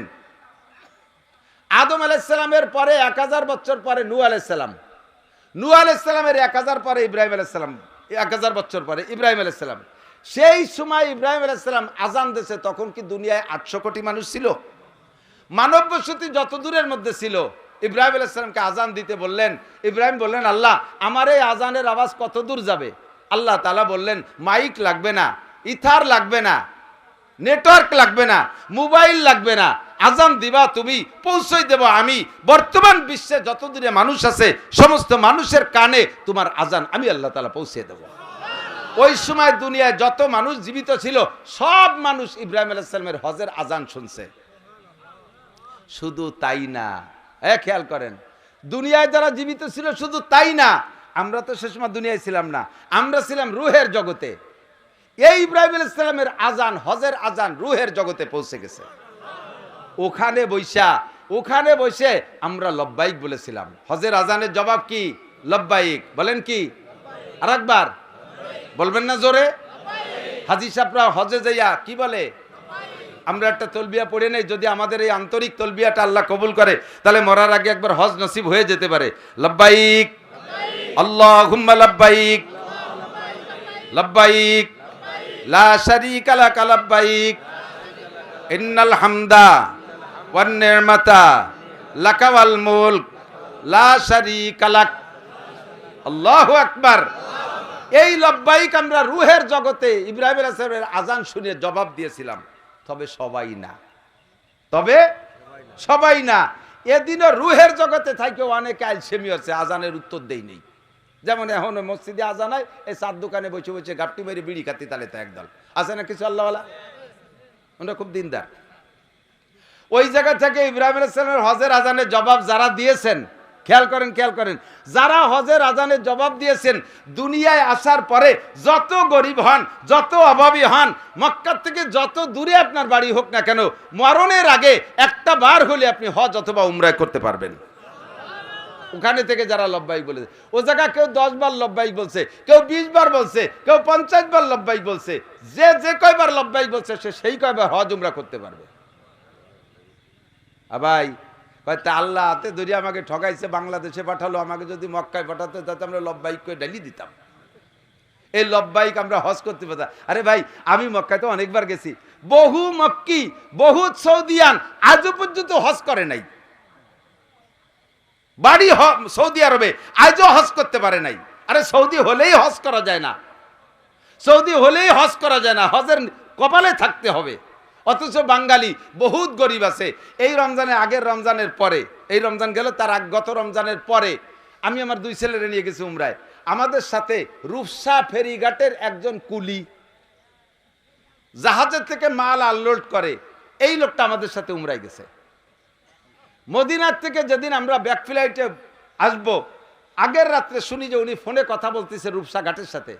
ওই রূপসার ঘাটের জিম্মাদার যে, সে বলতেছে তুমি কবে আসবা, একটা জাহাজ আসতেছে, এই জাহাজওয়ালারা আমাকে বলে রাখছে যে অমুক রেদে জাহাজ আনলোড করতে হবে, তুমি কি এসে পারবা? তো বলতেছে হ্যাঁ, আমি ইনশাল্লাহ আগামীকালকে ব্যাক ফ্লাইটে আসবো, 2 দিন পরে আমি আইসা আপনাদের মাল আনলোড করে দেব। আগেও কুলি, পরেও কুলি, ফাঁকে হজ করে আসছে, কিচ্ছু নাই, ভিটে বাড়ি ছাড়া, কিচ্ছু ভিটে ঠুক ছাড়া আর কোনো জায়গা জমি নাই। সারা জীবনের সাধনা, আমি একবার চোখ দিয়ে কাবা ঘর দেখবো, সারা জীবনের সাধনা একবার আমি চোখ দিয়ে মুহাম্মদুর রাসূলুল্লাহ সাল্লাল্লাহু আলাইহি সাল্লামের রওজাটা দেখবো, এমন একটা শখ কি জীবনে হতে পারে না? रहे मेरा मस्कन हवालिए काबा, बने मेरा मदफन दियारे मदीना, वहाँ जलवा फरमा हयातुन नबी है, वही जायरी रे मज़ारे मदीना। साहिल से लगा दे मेरे इश्कों की सफीना, आँखों से दिखा दे मुझे मक्का ও মদিনা, आँखों से दिखा दे मुझे मक्का ও মদিনা। দুনিয়ার সংসদ ভবন দেখেছো, রাজা বাদশার বাড়ি দেখছো, আরে নেতা নেত্রীর বাড়ি দেখছো, দুনিয়ার যত ঘর বাড়ি দেখো না কেন, ওই কালো ঘরটায় কোনো কারুকার্য নাই, ওর গায়ে কোনো রং নকশা নাই, একেবারে কালো, গায়ে মাইটে মাইটে পাথর দিয়ে বানানো, গায়ে একটা কালো কাপড় দিয়ে ঘিরা। ওই ঘরটারে যতবার দেখবা কোনো দিন তৃপ্তি শেষ হবে না। সারা জীবন ভরেও যদি দেখেন কোনো দিন আপনার চোখ ফিরাইতে পারবেন না। এমন একটা মজার একটা আকর্ষণ ওই কালো ঘরের মধ্যে রেখেছে। একটু যাওয়ার শখ হয় কার কার? সত্যি অনেকে হাত উঠেছে, টানায় বয়সানায় খালি খালি হাত উঠে বুঝছে, লাভ কি? আল্লাহ যদি কবুল করে টাকা পয়সা লাগে না। ওই কুলি বেচারা সেও যাইয়া উমরা করে আসছে, বলেন আলহামদুলিল্লাহ। যাবেন তো? এই সময় হযরত ইব্রাহিম আলাইহিস সালামের হজের আজানে যে সকল আশেকিনরা রূহের জগতে লাব্বাইক বলেছিল, তারা লক্ষ লক্ষ যাইতেছে, তারা হজ করবে, তারা উমরা করবে। আল্লাহ পাক আমাকেও তৌফিক দিয়েছে, আমি গিয়েছি, আরও যাব ইনশাআল্লাহ। আল্লাহর জন্য এই মাঠে যারা বসা আছে, মরণের আগে একটা বার হলো হজ উমরা করার তৌফিক দান করে। আজকে থেকে একটা বিমা খোলেন, হজ বিমা। জীবন বিমা তো কত খুললেন, জীবন বিমা, এই জীবন বিমা খোলে না? জীবন বিমা, ওর নাম কি জীবন বিমা না মরণ বিমা? আমি নাম থুইছি মরণ বিমা। ও টাকা জমা করার সময় নিয়ত করেই থই যে আমি যদি অকালে মরে যাই, তাহলে ছেলে মেয়ে কি ওই খাবে, এই কয়টা থাকলো তাই তারা দুয়ে মুছে খাবে। সত্যি ওই টাহার মেয়া দেওয়ার আগে ওই দামলাটা মরিয়ে যায়, পরে ওই টাহা ছেলে মেয়েরা মরার পরে দুয়ে মুছে খায়। তাহলে এই টাকা আমার জীবদ্দশায় কাজে লাগলো না, লাগলো যে মরার পরে। ওর নাম কি জীবন বিমা না মরণ বিমা? মরণ বিমা খুলে বস্তা বস্তা টাকা রাখেন। আজকে থেকে প্রতিজ্ঞা করেন, আমি এখন থেকে একটা হজ বিমা করবো ইনশাআল্লাহ। হজ বিমা মানে করে ব্যাংকে টাকা রাখবেন না, ছোট ছোট করে নিজের অধীনে আয়ত্তের মধ্যে রাখা আপনি টাকা জমা করেন। পরিমাণ মতো টাকা হয়েই যাবে ইনশাআল্লাহ, পরিমাণ মতো টাকা হয়েই যাবে। আল্লাহ তাআলা সবাইরে নসিব করে বলেন আমিন। সময়টা এখন হজের সময়, সারা দুনিয়া জুড়ে দোয়া কবুল হবার সময় চলতেছে। বিশ্বের যেখানেই মুসলমান আছে সেখান থেকে যাইতেছে, আমার বাংলাদেশের থেকে হাজার হাজার হাজিরা যাচ্ছে। এই দোয়া কবুল হবার সময় আল্লাহ তাআলা আমাদের বসার তৌফিক দিয়েছে। আল্লাহ তাআলা আমাদের আজকের মজলিসকে কবুল করে, যে কথাগুলো শুনেছি সামনে শুনবো, আমল করার তৌফিক দান করে। সবাই বলেন আমিন। মুক্তাসার বেশি লম্বা করব না, অনেক কথা বললে মনে থাকে না। পিছনে যে কটা বলছি ও কটা তো মনে আছে, ও কটা তো আমল করা যাবে ইনশাআল্লাহ। আল্লাহ কবুল করুক। বিশেষ করে মা বোনদেরকে যা বলেছি সে কথাগুলো তারা আমল করবে। আল্লাহ সবাইকে কবুল করুক। আমি আজকে আয়াত পড়ছি দুই দিকের, একটা হলো সবচেয়ে বড় ইবাদতের একটা আয়াত পড়ছি, সবচেয়ে বড় ইবাদত। খেয়াল করতেছেন না? করতেছে না। আবার আমরা এখানে বসছি উলামায়ে কেরাম, আপনারা জানেন না এমন কিছু আমাদের বলা সম্ভব না। কিছু কিছু আনুকা কিসসা যদি এসে যায়, এই পোলাপান নড়িস না, চলি যাচ্ছ কে, ওয়াজ শিখবা না? আমরা মরি যাওয়ার পরে ওয়াজ করবে কারা?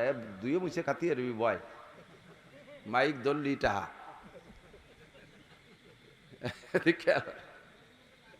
সবচেয়ে বড় ইবাদত, খেয়াল করেন।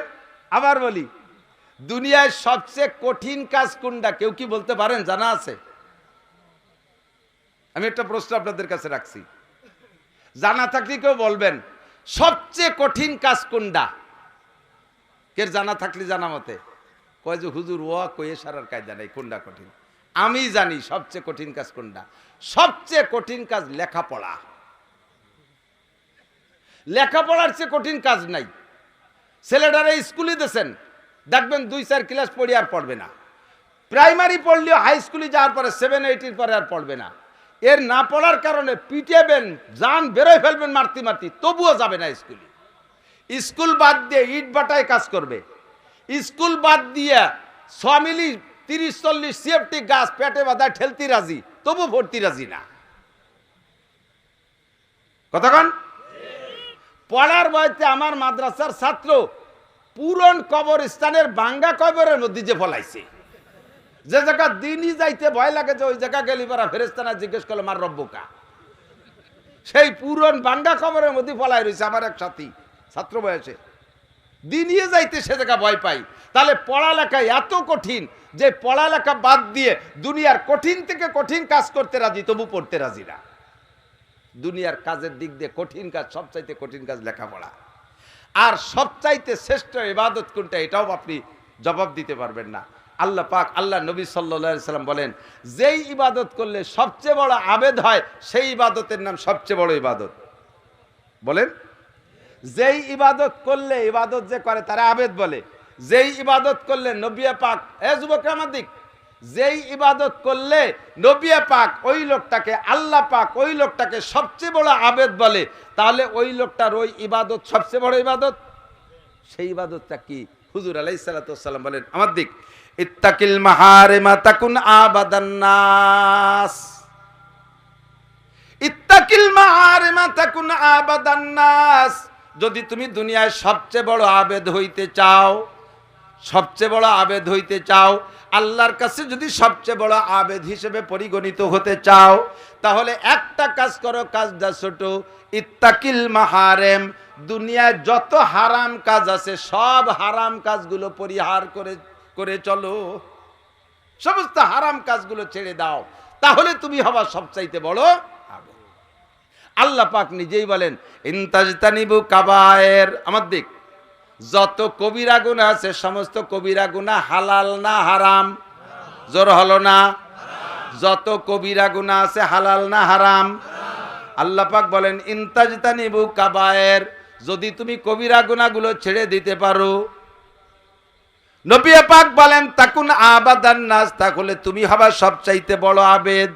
আল্লাহ পাকও বলে নাই, নবীও বলে নাই সবচেয়ে বেশি নামাজ পড়লে সবচেয়ে বড় আবেদ, সারা রাত দাঁড়ায় দাঁড়ায় নফল পড়লে সবচেয়ে বড় আবেদ, রেগুলার তাহাজ্জুদ পড়লে সবচেয়ে বড় আবেদ, মাসে 2 খতম কোরআন পড়লে সবচেয়ে বড় আবেদ, বছরে 2 বার চরমুনায় যাইতে পারলে সবচেয়ে বড় আবেদ, বছরে 2 বার উমরা করলে সবচেয়ে বড় আবেদ, প্রত্যেক বছর একবার হজ করলে সবচেয়ে বড় আবেদ, লক্ষ লক্ষ কোটি কোটি টাকা দান করলে সবচেয়ে বড় আবেদ, অবিরাম জিকির ফিকিরে থাকলে সবচেয়ে বড় আবেদ, মাথায় পাগড়ি বাঁধতে জুব্ব পরে চললে সবচেয়ে বড় আবেদ। এ কথা আল্লাহ বলে নাই, নবীও বলে নাই। আল্লাহ বলেছেন, নবীও বলেছেন সবচেয়ে বড় আবেদ হওয়ার জন্য একটাই আমল, তোমার জানা মতে কোরআন সুন্নাহ অনুযায়ী, কোরআন এবং হাদিসে যাকে হারাম বলে এই সমস্ত হারামগুলো পরিহার করো, তাহলে হবা তুমি সবচেয়ে বড় আবেদ। তাহলে বোঝা যায় সমস্ত হারাম কাজ ছেড়ে দেওয়া সবচেয়ে বড় ইবাদত। বুঝেন নাই? সব হারাম কাজ ছেড়ে দেওয়া সবচেয়ে বড়। কেন বললেন? আরে ভাই আমার দিক, কেন বললেন? ইবাদত করা যতটা কঠিন, হারাম কাজের অভ্যাস থাকলে তা ছাড়া তার চাইতে কঠিন। কতক্ষণ? দুধ হালাল, খাইয়ে শুকর আদায় করলে নেকি হয়। দুধ পান করে আলহামদুলিল্লাহ বলছেন, নেকি হয়ে গেছে। দুধ খাওয়া সহজ, কোনো কঠিন না। পানি খাওয়া সহজ, ওয়াসাকাহুম রাব্বুহুম শারাবান তাহুরা, আলহামদুলিল্লাহ বললেন, পানি খাওয়া হয়ে গেল, নেকিও হয়ে গেল। শুকর আদায় করা কোনো কঠিন না। কথা বলেন? স্ত্রী আছে আপনার ঘরে, ব্যবহার করা সহজ। রাতের বেলায় স্ত্রী, আপনি এক জায়গায় থাকেন, ইচ্ছা মতো স্বামী স্ত্রী বৈবাহিক জীবন যাপন করতে পারতেছেন, ব্যবহার করতেছেন, স্বামী স্ত্রী মিলনে মিলনে নেকি হয়, এ নেকি কামাই করা সহজ। কিন্তু যদি কোনো পুরুষের জিনা করার অভ্যাস থাকে, কোন পরনারীর সাথে পরকিয়া করে, দুঃসম্পর্ক, খারাপ সম্পর্ক করে, খারাপ অভ্যাস থাকে, জিনা করার অভ্যাস থাকে, ঘরে যত বড় সুন্দর স্ত্রী থাকুক না কেন, ওর যদি কোনো জায়গা প্রেম প্রণয় করে সে জায়গা জিনা করার অভ্যাস থাকে, সেখান থেকে উঠে আসা বহুত বড় কঠিন। আসতে কইছেন ঠিক? প্রমাণ হলো যে আপনারা সবাই ভালো, ওই অভ্যাস নাই, দোষ নাই, এটা দোষের কিছু না। যার এই অভ্যাস আছে, তার ঘরে যদি বিশ্ব সুন্দরী প্রিয়াঙ্কা চোপড়াও যদি তার স্ত্রী হয়, বাংলাদেশের চলচ্চিত্রের সুন্দরী নায়িকাও যদি তার স্ত্রী হয়, ওই স্ত্রী ঘরে থাকতে সে যদি এক মহিলার সাথে প্রেম করছে, মহিলার চেহারা আলকাতরাতুন নিসা, কাউসার মতো কালা, নাম তার কাজলি, এই সাকালার কালা, অথচ তার সাথে ভালোবাসা হয়ে গেছে, সে জায়গা সম্পর্ক চলতেছে, ওই জায়গাতে উঠে আসা বহুত বড় কঠিন। যদি কোনো লোকের ঘুষ খাওয়ার অভ্যাস হয়, যদি কোনো লোকের ঘুষ খাওয়ার অভ্যাস হয়, ওই লোকটা বেতনে তৃপ্তি পায় না। কতক্ষণ? ঘুষ খাওয়ার অভ্যাস হইলে, ঘুষ খাওয়ার অভ্যাস হইলে বেতনে তৃপ্তি পায় না। কারণ বেতন সম্পর্কে জানা আছে, ওটা অনায়াসে অ্যাকাউন্টে ঢুকে যাবে, বেতনটা অনায়াসে অ্যাকাউন্টে তারিখ মতো ঢুকে যাবে, ওটা এনি টাইম যে কোনো সময় বের করে নিয়ে আসতে পারবো।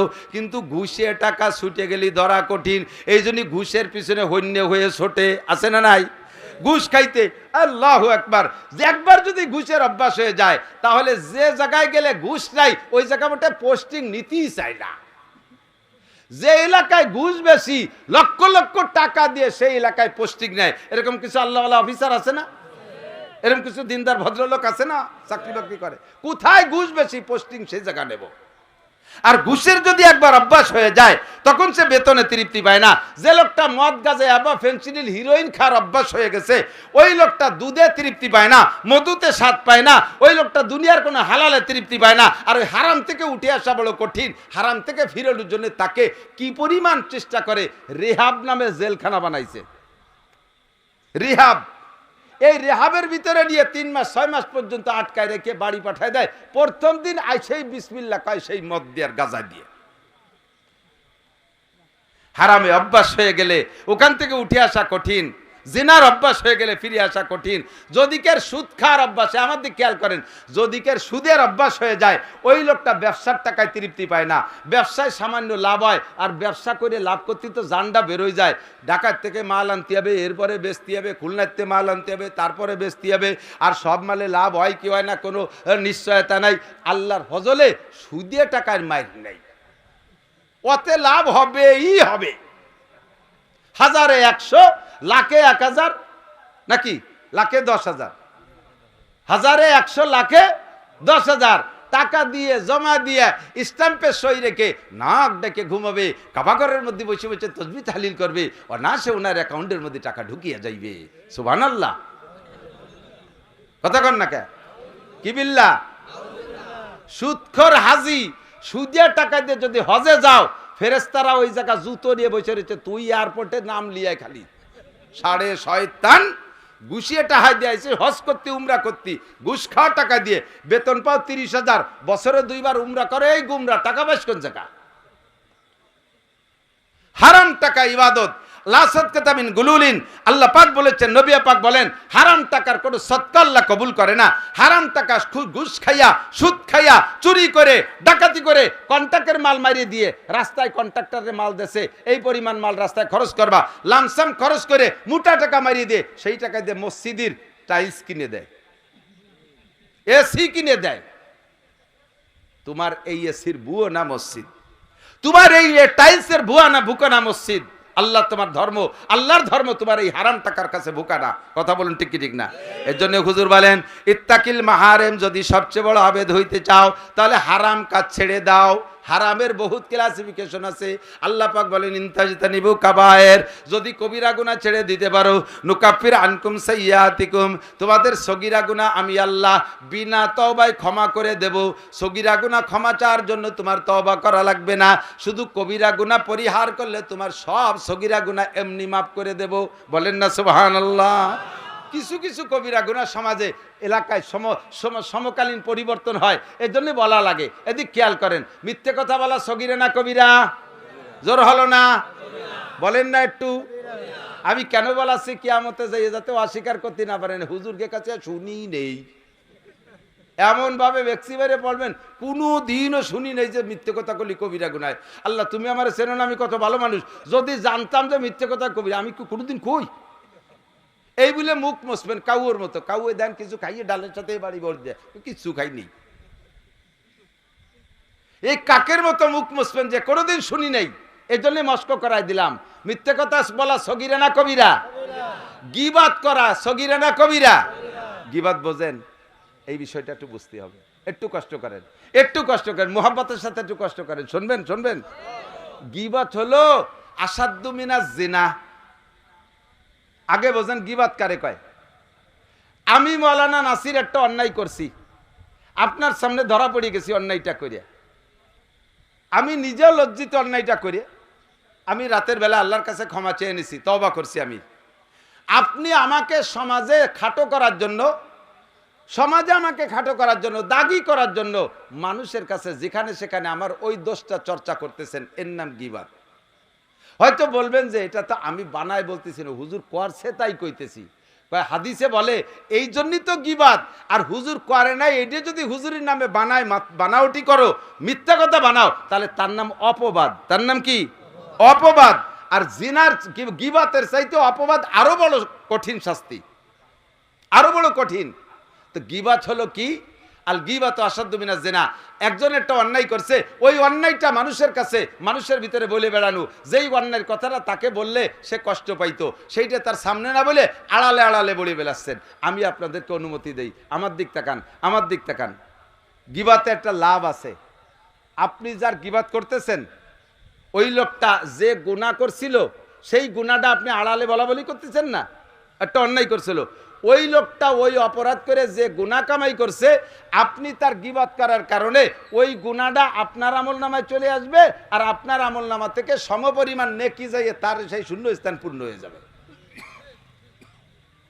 এজন্যে আমি আপনাদেরকে অনুমতি দিচ্ছি, আপনারা যারা আমারে ভালোবাসেন, আপনারা যারা আমারে মোহাব্বত করেন, আপনারা একটু আমার সম্পর্কে গীবত করবেন। আমার যদি কোনো দোষ জানা থাকে আমার আড়ালে একটু বলা বলি করবেন, তাতে আমার সহজ একটা ইনকাম, আমি ঘুমোই থাকবো আর আপনি আমারে নেকি পাঠাই দিচ্ছেন আপনার আমলনামা থেকে, আর আমার ওই গুনার নেকিটা আপনি নিয়ে যাচ্ছেন। আপনার মতো বন্ধু হয় না আমার, আপনি আমার পরম চরম বন্ধু। কাজে এই কাজটা আপনারা করবেন, পারবেন তো ইনশাআল্লাহ? আমার এই উপকারটা করবেন না, করবেন কারে?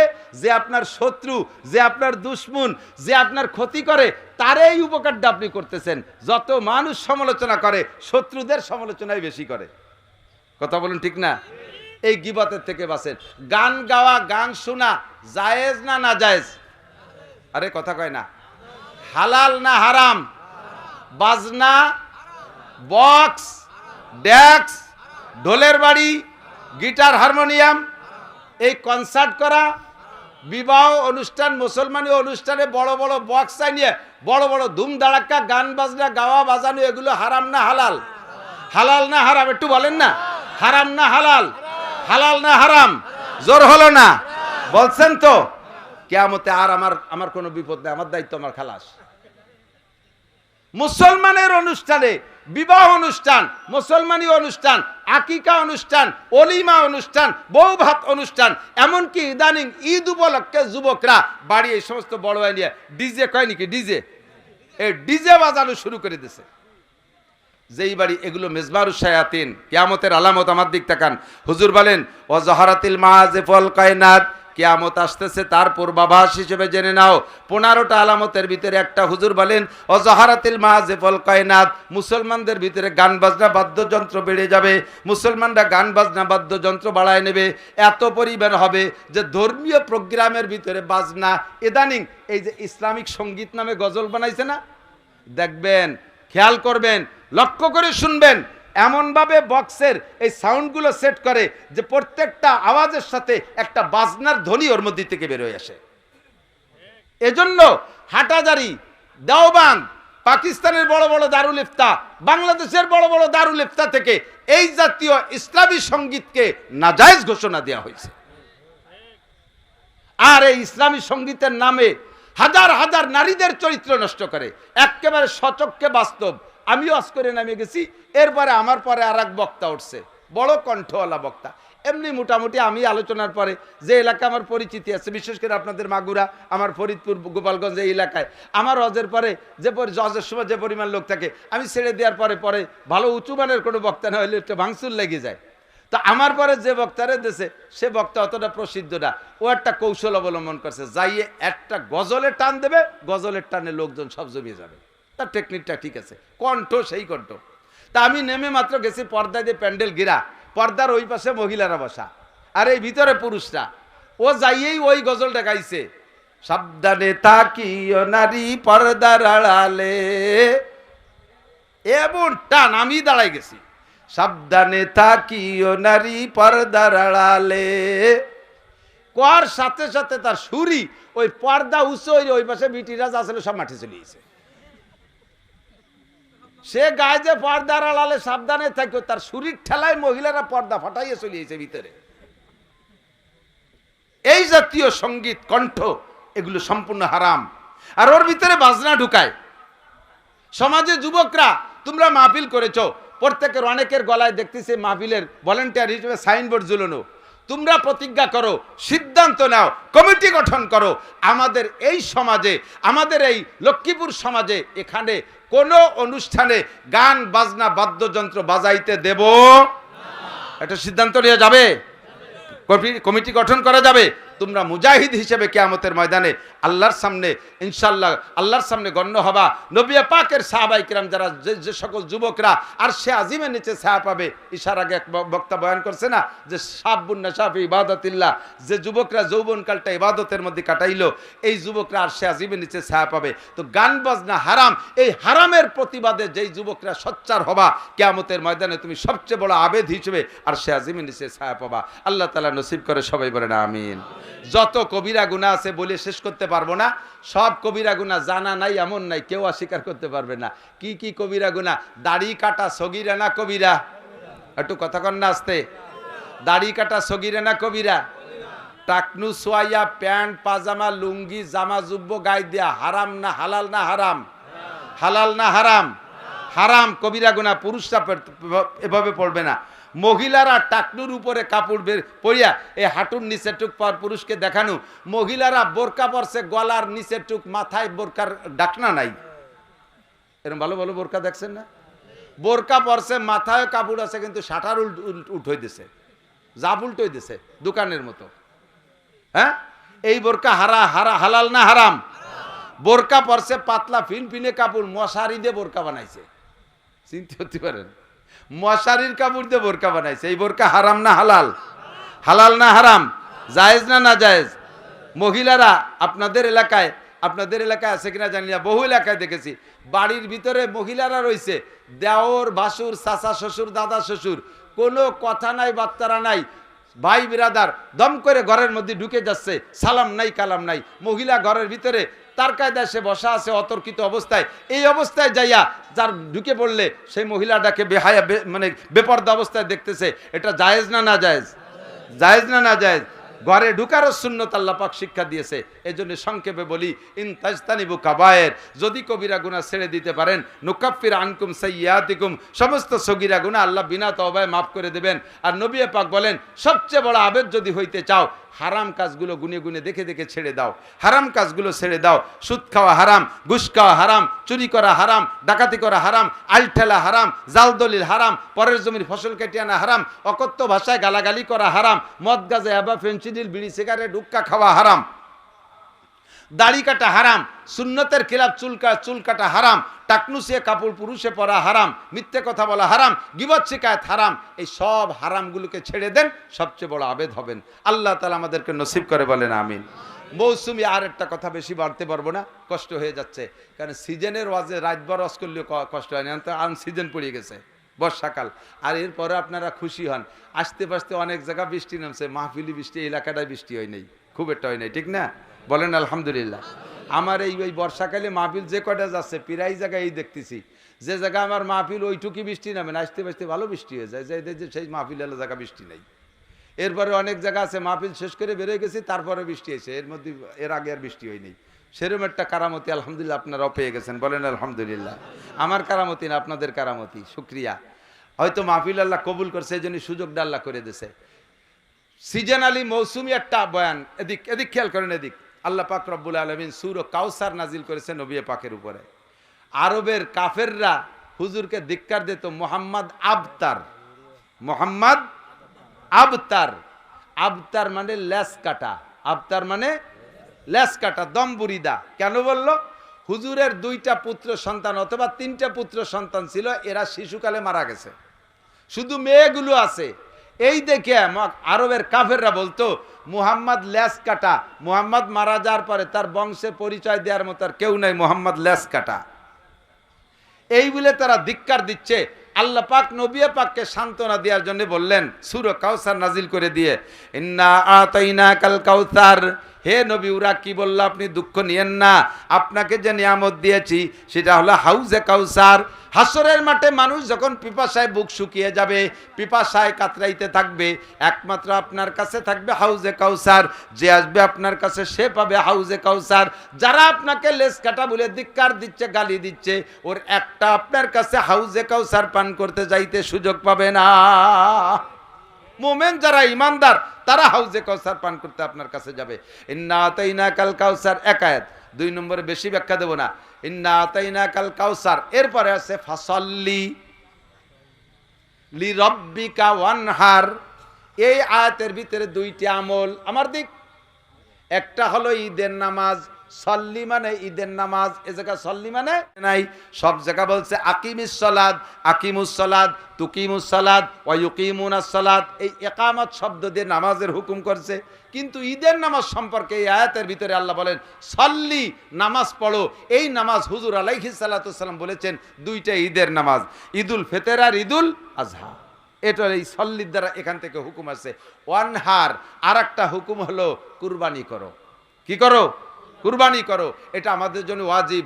একটু মুখে স্বীকার করবেন, কুরবানি সুন্নত না ফরজ না ওয়াজিব? একটু বলেন কি? কার উপরে ওয়াজিব মাসালাটা শুনে নেন। যেই লোকটার, খেয়াল করতেছেন, ওয়াজিব তরক করলে, ইচ্ছাকৃতভাবে তরক করলে সে ফাসেক। ফাসেক যে ব্যক্তি, তারে সালাম দেওয়া জায়েজ নাই। ফাসেক যে ব্যক্তি, সে যদি আপনারে সালাম দেয়, উত্তর না দিলে গুনাহ হবে না। এত বড় অপরাধী হলো ফাসেক। আর যে ইচ্ছাকৃতভাবে ওয়াজিব তরক করে সেই লোকটা ফাসেক। তাহলে যেই লোকটার উপরে কুরবানি ওয়াজিব হয়েছে, ওই লোকটা তৌফিক থাকা সত্ত্বেও যদি কুরবানি আদায় না করে, ওই লোকটা ফাসেক। তারে সালাম দেওয়া জায়েজ নাই, তার সালামের উত্তর না দিলে গুনাহ হবে না। কত বড় ধমক এই কুরবানি না দেওয়ার উপরে, খেয়াল করেন। এবার কুরবানি ওয়াজিব হয়েছে কার পর একটু শুনে নেন। যেই লোকটার কাছে কুরবানির 3 দিন, কয় দিন? কুরবানির 3 দিন, 10 তারিখ, 11 তারিখ, 12 তারিখ, যাদের এই 3 দিন, খেয়াল করতেছে না মনে হয়, এই 3 দিন যার কাছে দিনাদায়িক পরিশোধের পরে 1,05,000 টাকা বর্তমান সময়ের দাম হিসেবে 1,05,000 টাকা যদি এই 3 দিনকের কাছে নগদ টাকা থাকে, তাহলে ওই লোকটার উপরে কুরবানি ওয়াজিব। দোকানে ব্যবসার পুঁজিতে থাকুক, ব্যাংকে থাকুক, ঘরে থাকুক, যে কোনো ভাবে যদি এই 3 দিন তার কাছে 1,05,000 টাকা থাকে, 52.5 ভরির উপর দাম, তাহলে ওই লোকটার উপরে কুরবানি ওয়াজিব।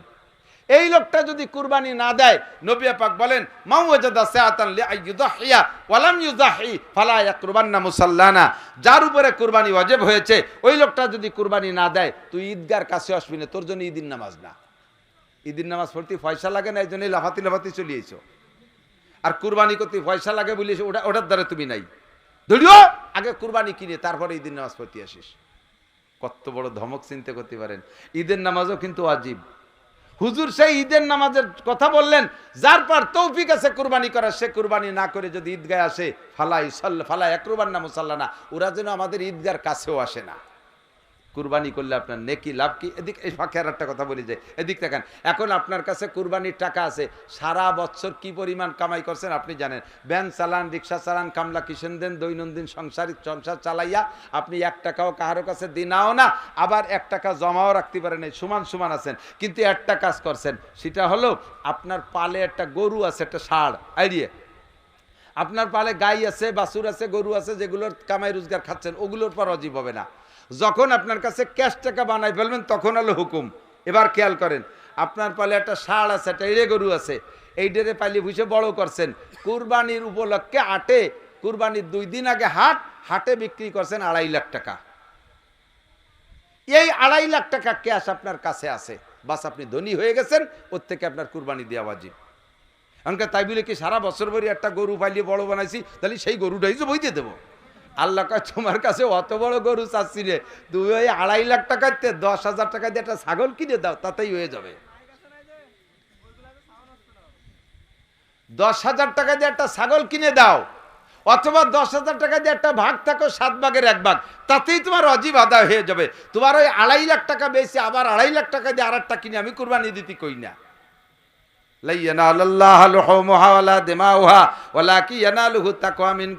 হাদিসে আছে, আল্লাহ নবী বলেন, কুরবানির জন্তুর বিকুল্লি শাহরাতি মিনাস সুফি হাসানা অবিকুল্লি কতরাতি মিনাদ দমে হাসানা। কুরবানির জন্তুর গায়ে যতগুলো পশম আছে, প্রত্যেক পশমে পশমে একটা করে নেকি আপনাকে দেয়া হবে। কন্যা সুবহানাল্লাহ। যত ফুটা রক্ত পড়বে, অতটা নেকি আপনাকে দেয়া হবে। সুবহানাল্লাহ। আর এর সব কিছু আপনি খাবেন, আপনি ব্যবহার করবেন। আল্লাহ কয়, আমার কাছে ওর গোশত, মাংস, চামড়া কিচ্ছু আসে না, সবই তোমরা ব্যবহার করো। ওয়ালাকি ইয়ানালুহু তাকওয়া মিনকুম। তোমার তাকওয়া, খোদা ভীতিত্ব, আল্লাহর প্রতি আন্তরিকতার ভালোবাসাটা আমার কাছে আসে। কাজেই তুমি মোহাব্বতের সাথে একটা কুরবানি করবা। এখন কুরবানি সংক্রান্ত 2-4টে মাসালা একটু বলে এদিক তাকান। কুরবানির গরু কেনেন হাটের থেকে, হাট সরকারের কাছ থেকে ডেকে আনা লাগে। উইদাউট ডাক কোনো হাট মিলানো জায়েজ নাই। আমার গোপালগঞ্জ ঘোষণা দিয়ে দিয়েছে সরকার, ডিসি সাহেব। হাট ডাইকে এনেছে, পয়সা দিয়ে হাটের কি বলা হয়, ইজ্জতদাররা, ইজারাদাররা হাট ডেকে এনেছে। আপনি হাটে যাইয়া গরু সাইজ করে, দাম দর ঠিক করে, বাড়ি আইনে লেনদেন শোধ করছেন, বাড়ি আইনে টাকা পরিশোধ করছেন, হাসিলির টাকা দেওয়ার ভয়তে। এরকম কিছু ভালো মানুষ আছে না? হাসিল ফাঁকি দিয়ে বাড়ি এসে টাকা লেনদেন শোধ করছেন, আপনার কুরবানি ক্ষতিগ্রস্ত হয়ে গেছে। হাসিলির টাকা দেওয়া ওয়াজিব।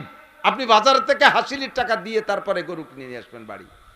2 নম্বর, কুরবানির জন্তু যে জবাই করে দেয়, আপনারটা আপনি নিজে জবাই করতে পারলে সর্বোত্তম। যদি আপনি না পারেন তাহলে যারে দিয়ে জবাই করাবেন এই কুরবানির জন্তুর কোনো অংশ এই জবাইয়ের বিনিময়ে তাকে দিলে কুরবানি বাতিল। হুজুর জবাই করে দিয়েছে, হুজুরে চামড়াটা দিয়ে দাও, কুরবানি বাতিল। হুজুর জবাই দিয়ে দিয়েছে, হুজুরে বুড়িটা দিয়ে দাও, কুরবানি বাতিল।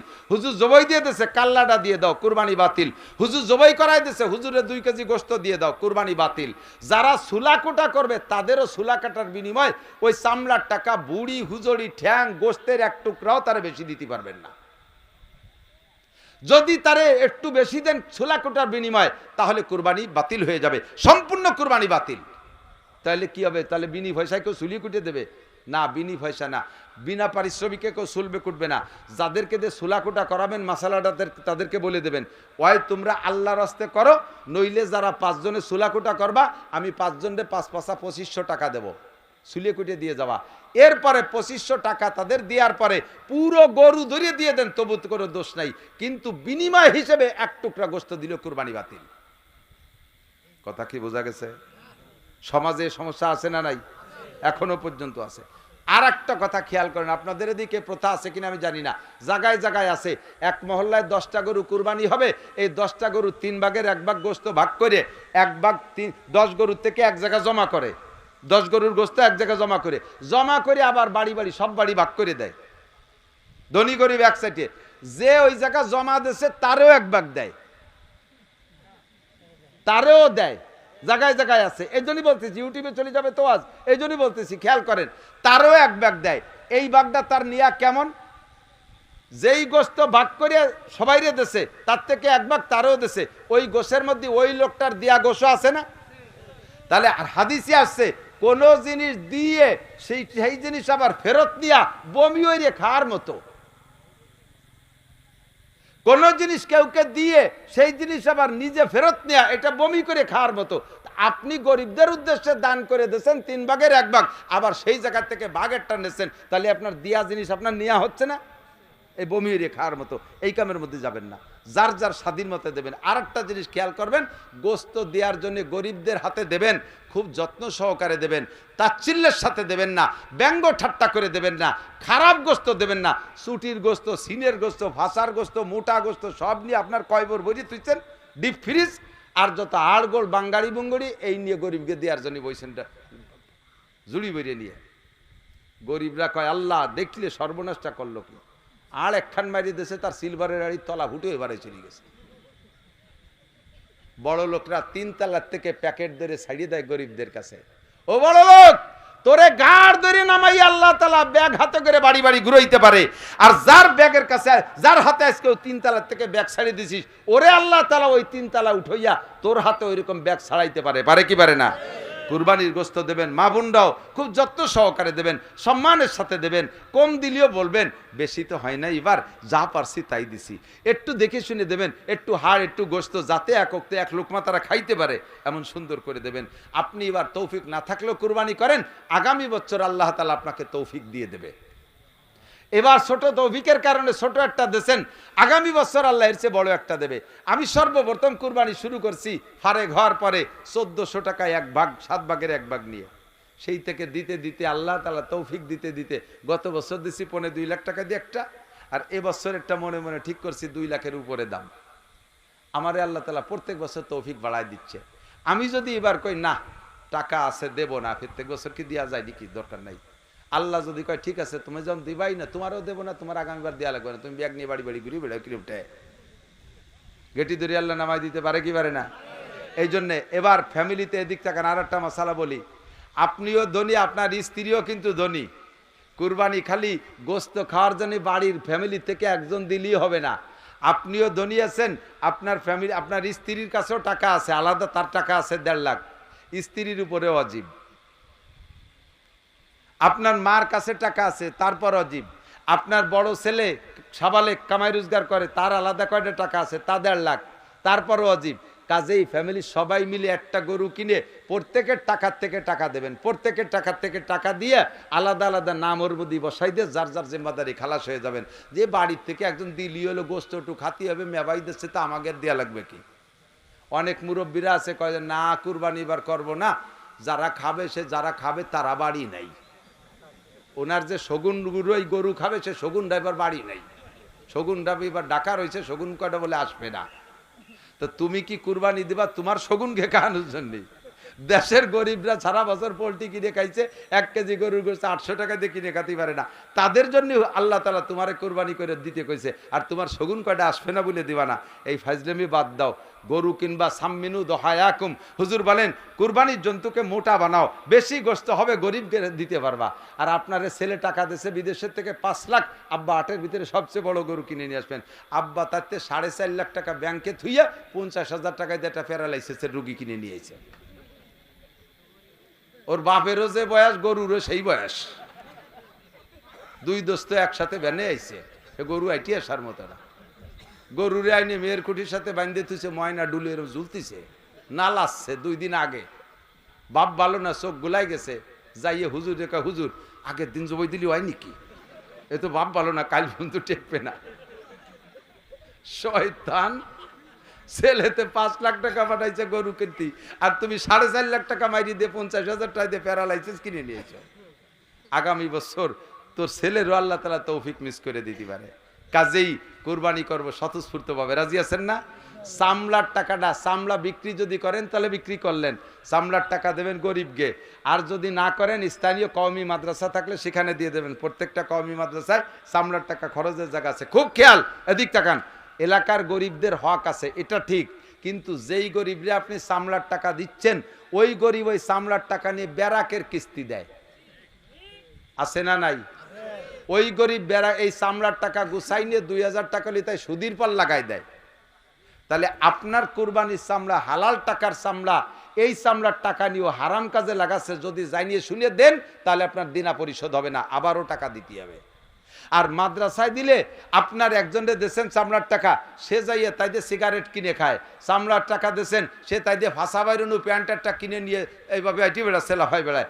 আর মাদ্রাসার ছাত্রদেরকে চামড়াটা দিয়ে দেবেন, ওরা ওইটা বিক্রি করে তাই দিয়ে কয়েক কেজি চাউল কিনে খাইয়ে রাত্রি কোরআন শরীফ পড়বে, শেষ রাত্রি তাহাজ্জুদ পড়বে। আপনি নিজেই বিবেচনা করেন যে আপনার টাকাটা কোন জায়গায় গেল, কোনটা ভালো কোনটা মন্দ, আপনি বিবেচনা করে দিয়েন। কথা কি বোঝা গেছে? একদল আবার খেপছে হুজুরকে পর, হুজুরকে চামড়ার টাকা দিয়ে খাইয়ে তেল হয়ে গেছে, আর দেব না। তোমার চামড়ার টাকা না দিলে হুজুর মরিয়ে সাপ হয়ে যাবে, তা যাবে না। হুজুরকে রিজিকের মালিক কে? বহুজনে এরকম স্ট্রাইক করছে জীবনে, 55 বছর বয়সে দেখছি। কওমি মাদ্রাসার পর বহুজনে স্ট্রাইক করে। যখন আমলিগ ক্ষমতায় আসে, হুজুরা যদি আমলিগ মুখী হয়, বিএনপি এলাকার কাছে কালেকশন করে যাও হাসিনের দ্বারা দিয়ে দিবেন নৌকো বইয়ে। আবার যদি হুজুররা 4 দলীয় জোট করে, আমলিগেলা ঠকে যায়, আমলিগির বাড়ি কালেকশনে করলে যাও খালেদা জিয়ার সুন্দরীর আসলে তলে দিবেনে বস্তা ভরিয়ে। আমাকে খালি এ বাড়িতে ও বাড়ি, ও বাড়িতে বাড়ি ঠেলি নিয়ে বেড়ায়। তার কারণে আমরা মরিও যাইনি, হুজুরও দেশে বাদ পড়ে যায়নি, চলতেই তালে আছে। তুমি দিবা না, তোমার কপাল খারাপ, তোমার ডাল্লা কবুল করে নাই। কথা কোন ঠিক কি ঠিক না? আমার ডাল্লা কবুল করুক, বলেন আমিন। থাকবেন তো ওলামা ইকরামের সাথে, থাকবেন তো ইনশাআল্লাহ। কুরবানি করবেন, চামড়াটা কওমি মাদ্রাসায় দিয়ে দেবেন, লিল্লা বোর্ডিংয়ে যাবে। আর কুরবানির জন্তুর কোনো জায়গায় যেন কোনো ত্রুটি না থাকে সেদিক খেয়াল করে কুরবানি কিনবেন। ভাষাগত ত্রুটি বিচ্যুতি মার্জনীয়, যা বলেছি শুনেছি আল্লাহ আমল করার তৌফিক দান করে, সবাই বলি আমিন। সুবহানাল্লাহি বিহামদি, সুবহানাল্লাহিল আযীম, সুবহানাকাল্লাহুম্মা বিহামদিকা আশহাদু আল্লা ইলাহা ইল্লা আনতা আস্তাগফিরুকা ওয়া আতুবু ইলাইক। আল্লাহুম্মা সাল্লি আলা মুহাম্মাদিন ওয়া আলা আলি সাইয়্যিদিনা মুহাম্মাদিন ওয়া বারিক ওয়া সাল্লিম। আলহামদুলিল্লাহি রাব্বিল আলামিন। রব্বানা যালামনা আনফুসানা ওয়া ইল্লাম তাগফির লানা ওয়া তারহামনা লানাকুনান্না মিনাল খাসিরিন। রব্বানা ফাগফির লানা যুনুবানা ওয়া কাফির আন্না সাইয়্যাতিনা ওয়া তাওয়াফানা মা'আল আবরার। রব্বানা হাব লানা মিন আজওয়াজিনা ওয়া যুররিয়াতিনা কুররাতা আয়ুন ওয়াজআলনা লিল মুত্তাকিনা ইমামা। আয় রব্বুল আলামিন, এ গভীর রাত পর্যন্ত হজের মৌসুমে তোমার নেককার দিনদার ইমানদার পরহেজগার বান্দাবান্দীদেরকে সাথে নিয়া যা পারছি কোরআন হাদিসের আলোচনা করে শাহী দরবারে ভিক্ষার দুখানা হাত তুলেছি।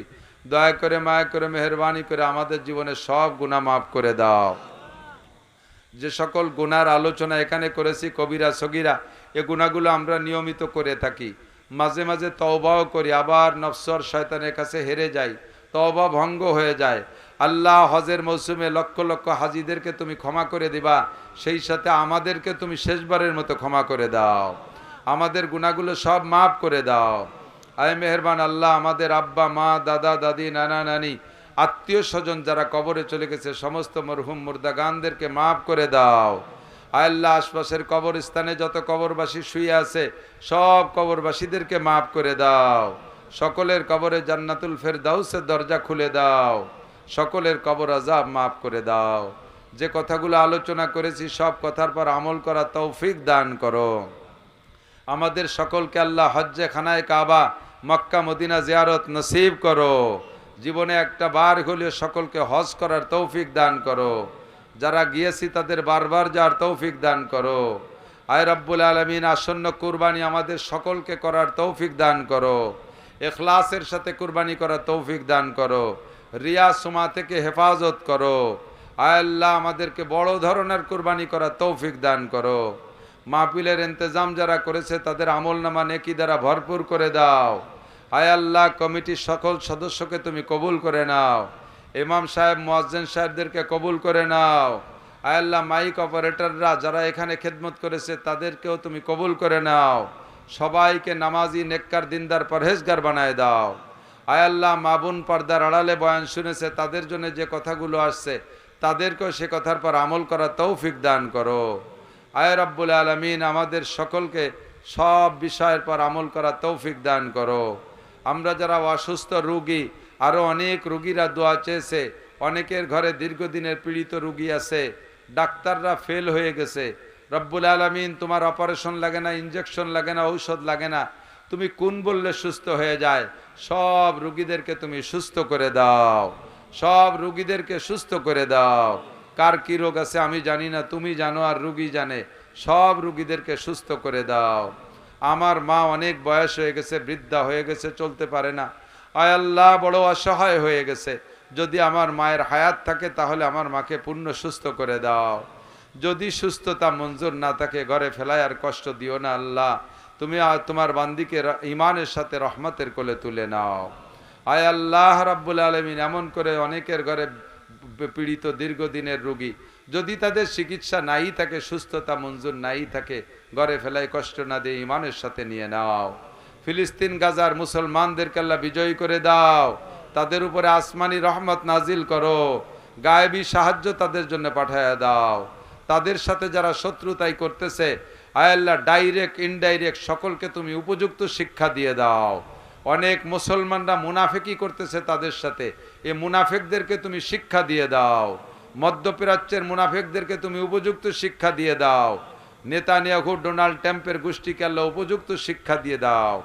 আয় আল্লাহ, আমাদের দোয়া তোমার হাবিবের তোফাইলে কবুল করে নাও। সাল্লাল্লাহু তাআলা আলা খায়রি খালকিহি মুহাম্মাদিন ওয়া আলিহি ওয়া আসহাবিহি আজমাইন বিরহমাতিকা ইয়া আরহামার